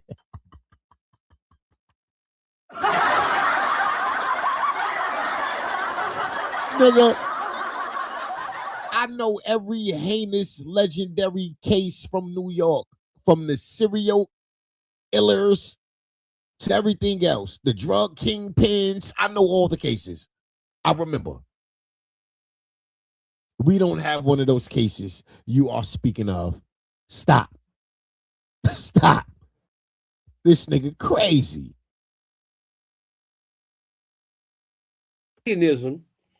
And homosexuality came into this country through New York.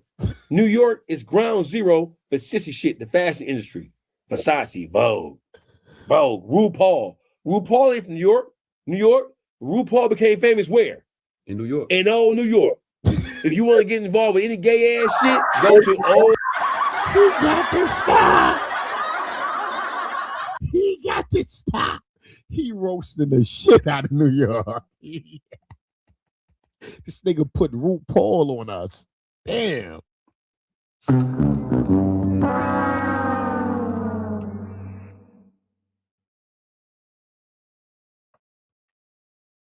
This nigga done put New York on us. I said put New York on us. Look.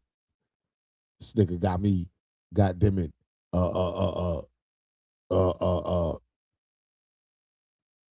disheveled and shit.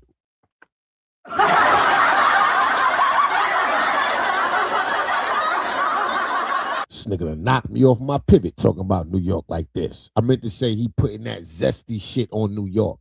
I said he put New York on us. Like, nah, he putting that zesty shit on New York. I don't like it.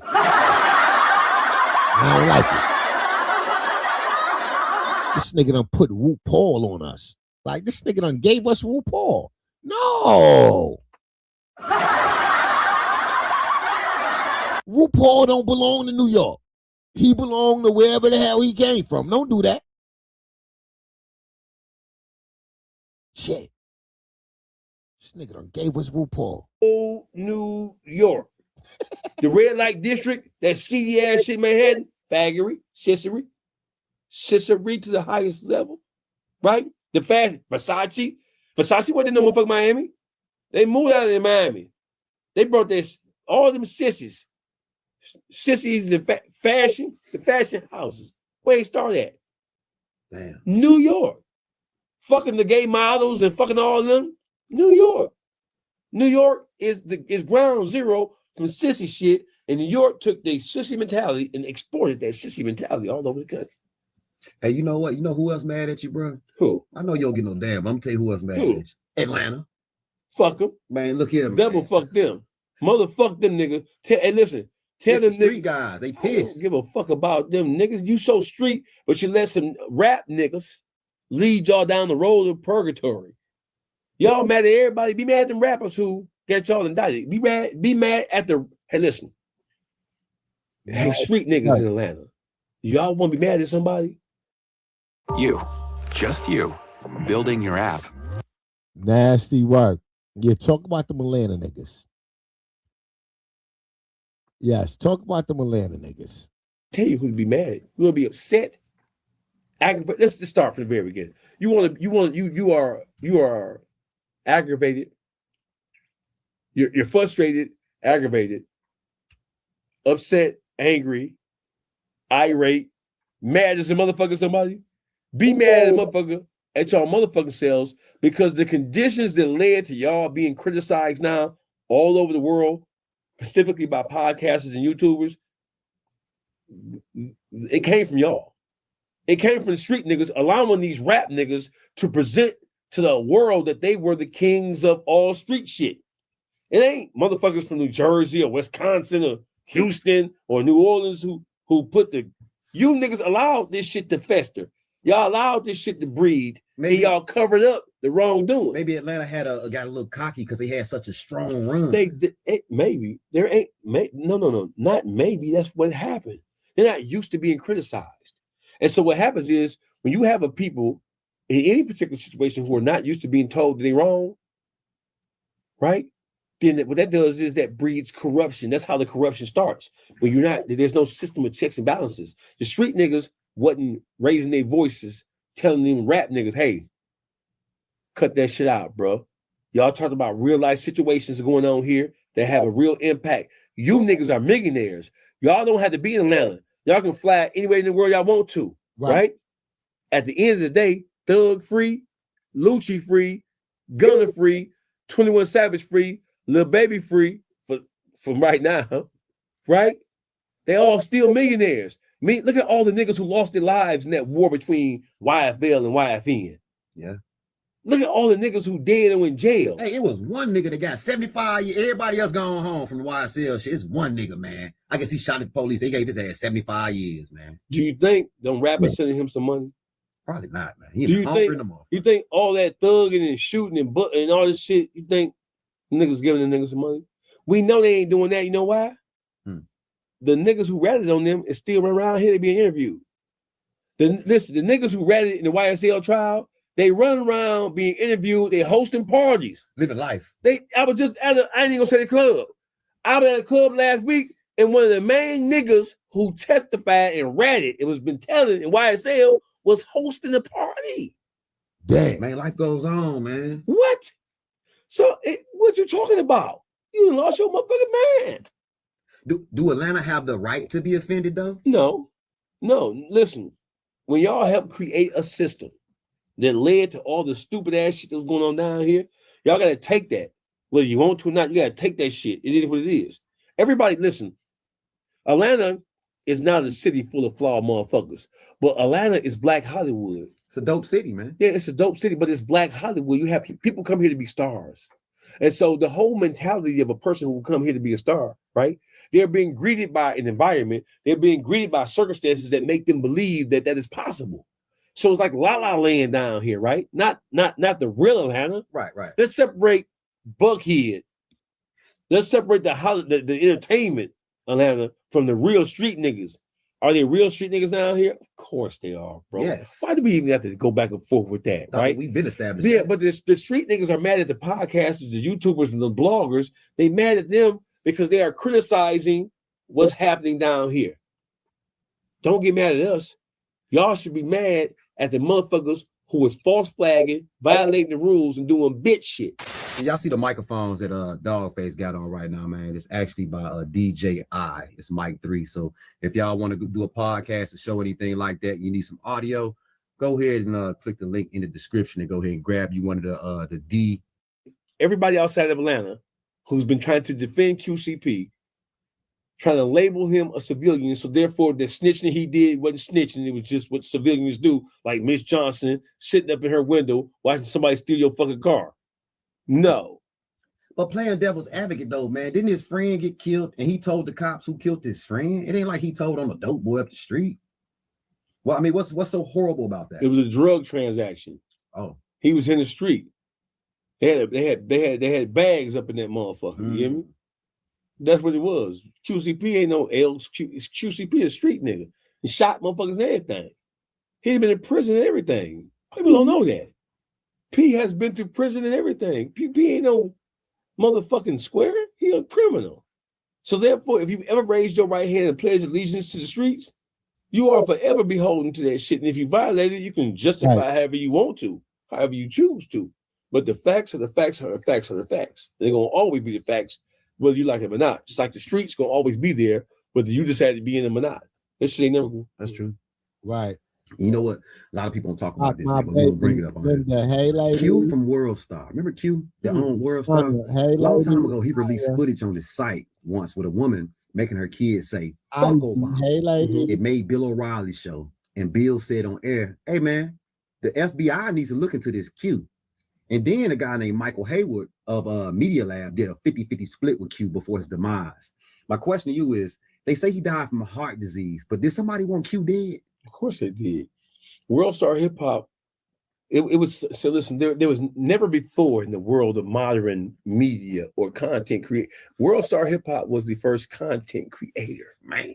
Long before you had, right? So it wasn't even on YouTube, it was his own independent His own platform. YouTube. Yeah. It was his own, before there was YouTube, well, not before there was YouTube. Not before.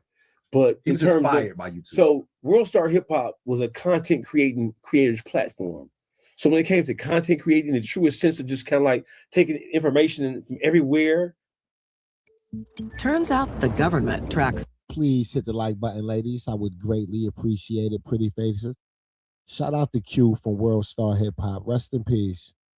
Shout out to Q from World Star Hip Hop. Rest in peace. It was TMZ before TMZ. Not even before TMZ, but it was an urban form of TMZ, right? So World Star Hip Hop was a behemoth. It was everybody's goal. Right? It was everybody's goal. World Star Hip Hop inspired so many other childlings. Like in Detroit, we had two big channels in Detroit. Both of them were inspired by what they saw going on World Star Hip Hop. That's what people scream before they get to a fight or something. Yeah. World Star, it was huge. It was that. It's just World Star Hip Hop made niggas start pulling their camera phones out and recording criminal activity. That was world fights and shit like that. World Star Hip Hop popularized that shit. Is it okay? Well, since you say that happened with Q, is it possible to get too big in this game? Because he thought of a genius idea, man, to mimic YouTube and create his own platform. I think somebody wanted to commandeer his platform and take over it. Yeah, he that was ingenious in every aspect of it. He was I don't want to say he was before his time, but he was definitely a thinking man. He definitely tapped into something that turned into a gold mine for him. So of course people wanted that platform. Of course people would have killed for it. He would have been huge now, right? He would have been. Listen, he would have been in terms of he would be the OG content creator. He would be the OG. He is an OG. His legacy is not even talked about enough. It's not. It's not properly. It hasn't been properly captured. Not even what happened to him is talked about. Yeah, not talked about enough. But he is the content creator OG. Not academics. Not Vlad. Respectfully, certainly not no jumpers. But World Star Hip Hop is a content creator OG platform. That is history. History. Now check this out, man. You coined the phrase YouTube streets, and podcasters have come under attack for speaking on street situations. Traditionally, you know what I'm saying, journalists don't get flack for doing news without being called a rat or a snitch. Why do you think YouTubers get such a hard time for reporting the same news? Because the people who they're reporting on, right, they have something to hide. And they're trying to use their power and they're trying to use their influence and their prestige to try to shame people and try to scare people away from reporting about them and other people who are similarly situated like them. So of course they want to say, "Oh, you a rat, you this, you that." But let's get one thing straight. So the rappers say YouTubers are square lame ass niggas who had behind keyboards. They ain't street niggas, right? The biggest people who are operating the YouTube streets, they're not street niggas and never claim to be street niggas. Academics, not a street nigga. Right. Vlad TV, not a street nigga. I think they're getting the interview-based platforms mixed up, which is content creating. Like Gilly and Wallow basically come from the streets, especially Wallow. But most of the content creators there, they are not street motherfuckers. So when you say that they ain't street niggas, they're not street niggas. So They're not beholden, or they don't have to acknowledge, or they don't have to temper what they're going to say about a particular situation based on having some allegiance to the street. They're not street niggas. Right. So if whatever happened makes it to the public domain, then it is fair game for it to be talked about. When you think about the whole Pooh Shiesty versus Gucci Mane situation, Gucci Mane from Atlanta, Pooh Shiesty from Memphis. The situation that happened between them two happened in Dallas. How does anybody outside of their respective camps, it wasn't in the public setting, it was in the studio. It wasn't an open platform studio session where anybody can walk in. You got Pooh Shiesty, hottest motherfucker in the country at that point in time. You got Gucci Mane, legendary, OG motherfucking, right?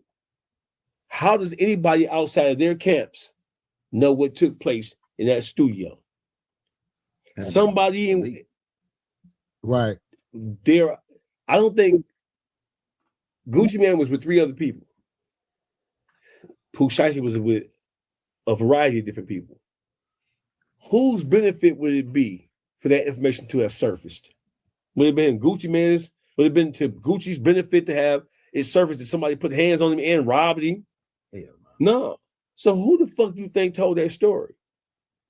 And no matter who's told the story, right? How do the general public know about it? Once that shit hit the general public, once it becomes known, then we have a right to talk about it because we are reporters in the same way, in the same sense, or the same mode as traditional journalists. Even though we're not traditional journalists, you don't look at the motherfucker on Channel 7, on Fox News, on CBS News, when they're reporting on who shot who on the east side of Atlanta. You don't look at them niggas like they motherfucking rats, do you? Hell no. No. People say, well, they squares. They the police. Bob told us that they were going to. They squares. They the police. These podcasters and YouTubers are squares. They will tell you if you threaten me. They're not claiming to be. They're not claiming to be street, so they're not beholding. Listen, difference between QCP and the right. QCP is not a civilian. He's a street nigga. Academics is not a street nigga. He's never been in the streets. He is a L7 square ass nigga. And he will tell you, I'm going to tell on you if you put your hands on me. He has said, I'm a police ass nigga, I'm a fed ass nigga. If you threaten me, just don't tell me about no crime, I'm gonna tell it. So are bloggers and journalists equal in your eyes? They are now. So you don't have to come from the school of thought of traditional journalism to be successful. Academics never went to school for journalism. The King AK-47s never went to school for journalism. Vlad TV didn't go to school for journalism, but he has the number 1, number 2 interview platform in urban content creation. Did he go to school to be a journalist? He went to Berkeley. Okay. For like computer programs. Sorry, Vlad, if I got that wrong, but he's educated and well versed in like the technical aspect. My whole point, he's not a journalist. He's not by trade, by training. No, he's not a degree journalist. Correct. Right. So listen, you don't have to. So the good thing about it is that even traditional journalists try to lay down a line of demarcation by saying, well, these people are not, they're not beholden to the rules and the precepts of journalism. Mm-hmm. You motherfuckers ain't even beholden to that shit no more. You hear me? The whole thing is, if we get a scoop, we're gonna tell it. And who knows better about what's happening in the ghetto, what's happening in everybody? Well versed with what's going on. Whose opinion would you take? Right. That's because they know that these YouTubers and podcasters and bloggers are basically from the street.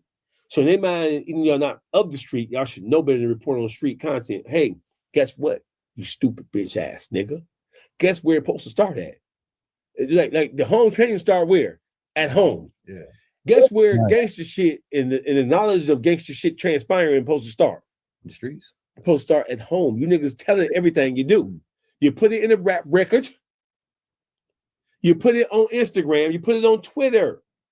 You talk about everything and then expect the motherfucker not to report on it. What? No, nigga. How about you shut the fuck up and stop exposing street business and stop putting street business on the wire? Some of us can't talk about it. How about that? That's perfect. So do YouTubers have an obligation to stay away from certain topics still being investigated by law enforcement? No.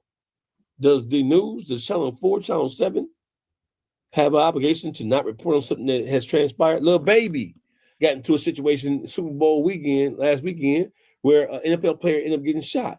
And the reports are that Lil Baby had an argument with the NFL player, and then sometime later the NFL player got shot allegedly by somebody affiliated with Baby. Can we talk about that?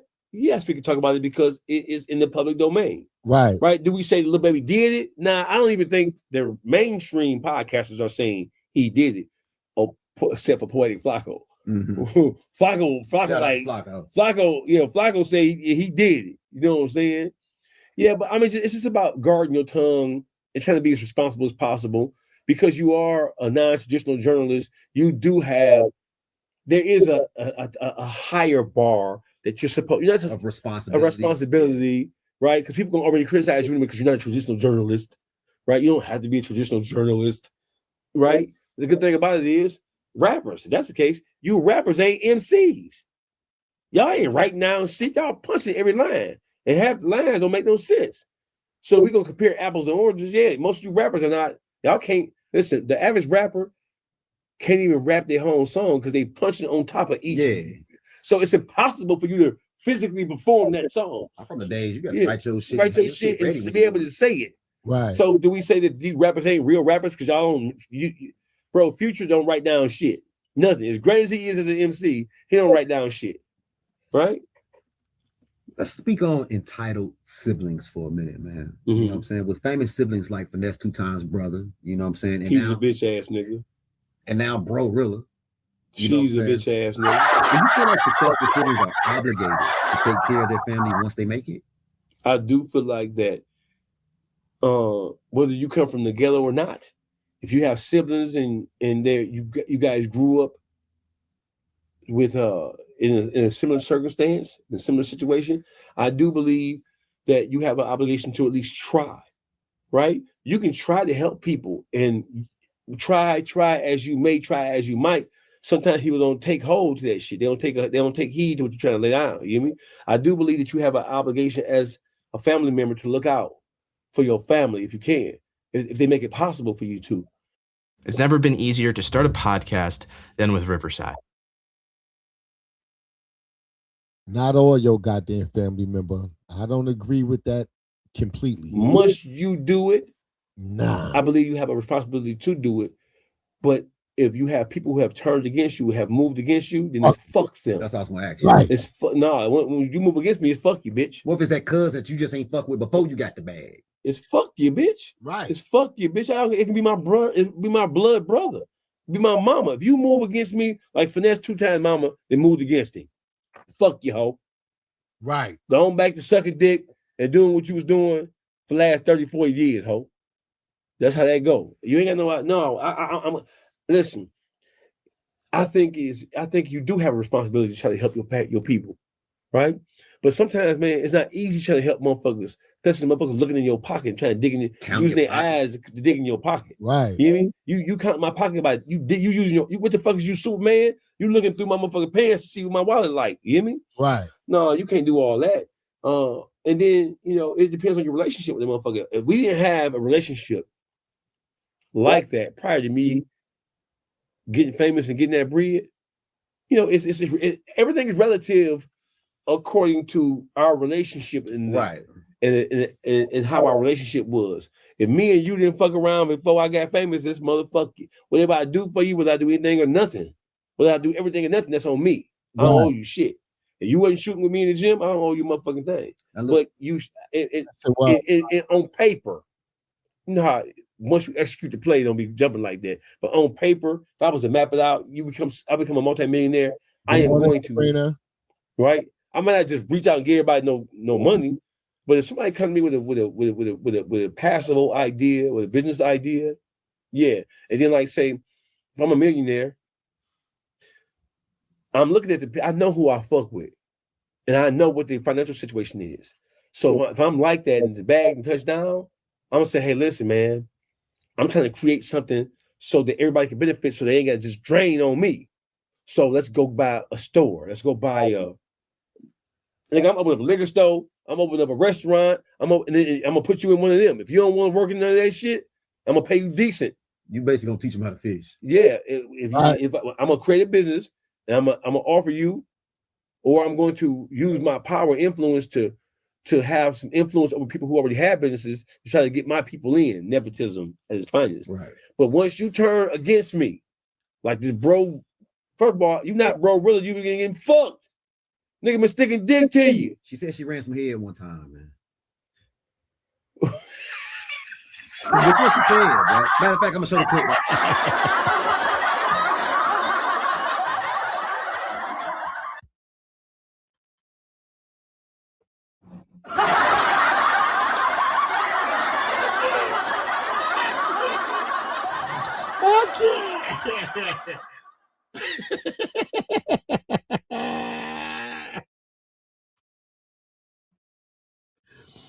Oh my God. Bro Willis said, I'm a virgin, but I did suck dick one time.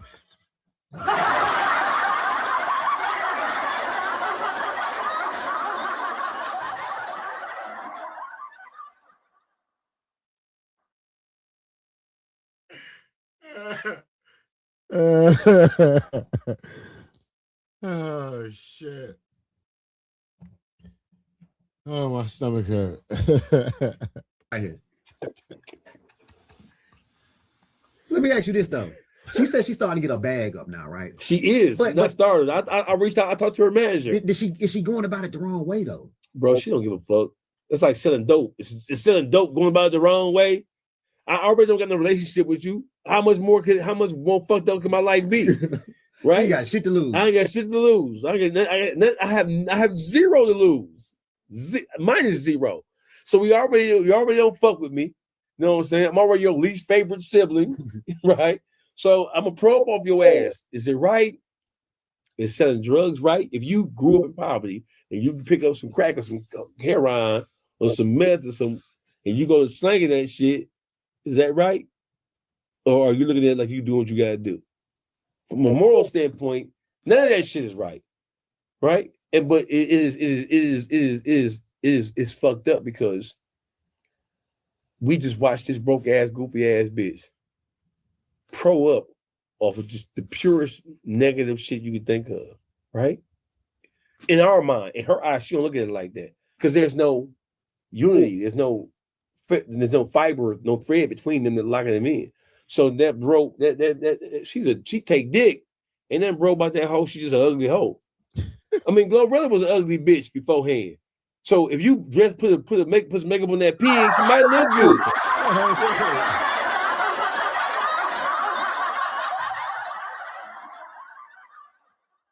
How Glorilla catch a goddamn stray? Leave Glow out of it. God damn.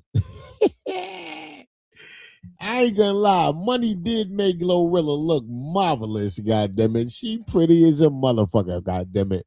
That is bit. Money definitely cleaned up. I can't lie.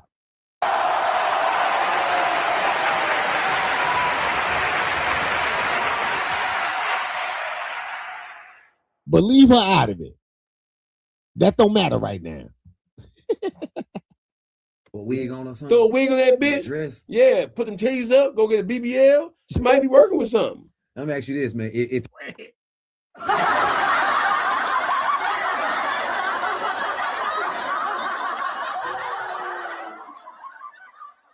I can't with this nigga.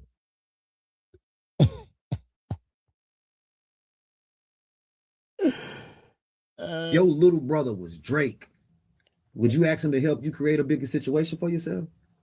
Yes. Especially if we have a relationship, right? But even if we didn't have a closely knit relationship, if I had a rich family member, I would try to make myself useful and serviceable to them in some way. I wouldn't just be expecting. No, you can't. No, listen, bro. The majority of motherfuckers who have stars or celebrities as family members, bro, majority of motherfuckers just sitting back waiting for a handout. They ain't trying to make themselves valuable. They ain't trying to make themselves an asset. This is why you should not get dental implants during the holidays.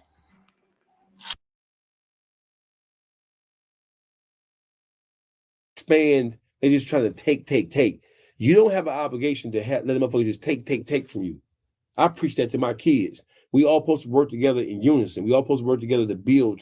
One builds another. Because it's hard to get there, man. Yeah, if you're pulling against the grain, it's fuck you. Yeah. If you're pulling against the grain, whether you my family or not, it's fuck you. So if you glow, you saying fuck your what's her name, Scarface? At this point, it's fuck you for life. Damn. Yeah. I ain't no coming. You better hope that little shit keep on, because niggas tend to burn out. You better hope your shit don't like Charleston White and go. Your ass gonna be in trouble. Hey man, look, man. Hey, the Super Bowl had motherfuckers. They was pissed about the Super Bowl performance with your boy. I want to hear something that you're familiar with at an event that you are supporting. I'm still connecting to energy that is helping to elevate me further, because where I am now is not where I was even a year ago. Certainly not where I was when I first started this whole journey in 2011. Right now, I'm not even thinking about what's going on today. Like right now, I'm in this interview, I'm talking to you because I'm present, but my mind, it is a week or 2 weeks in the future right now. So I am where I need to be. I am a necessary force on the YouTube streets. And without me, this shit boring as a motherfucker, especially where I'm from. I'm him.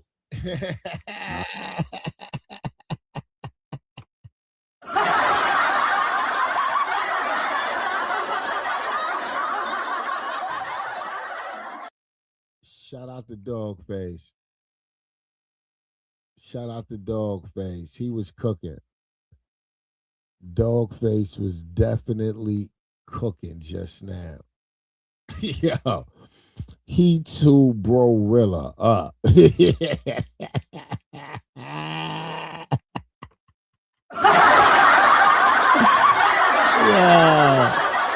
He too bro-rilla up. Oh my God. I don't even know why he did her like that.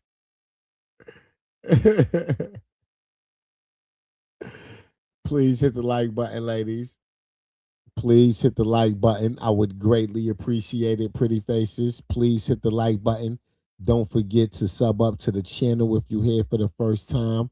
I would greatly appreciate it. But let me get up out of here, ladies. In 15 minutes, I got another live stream premiering. So please sub up, turn on your notification bells, and check that out. Peace, ladies. Tyrant.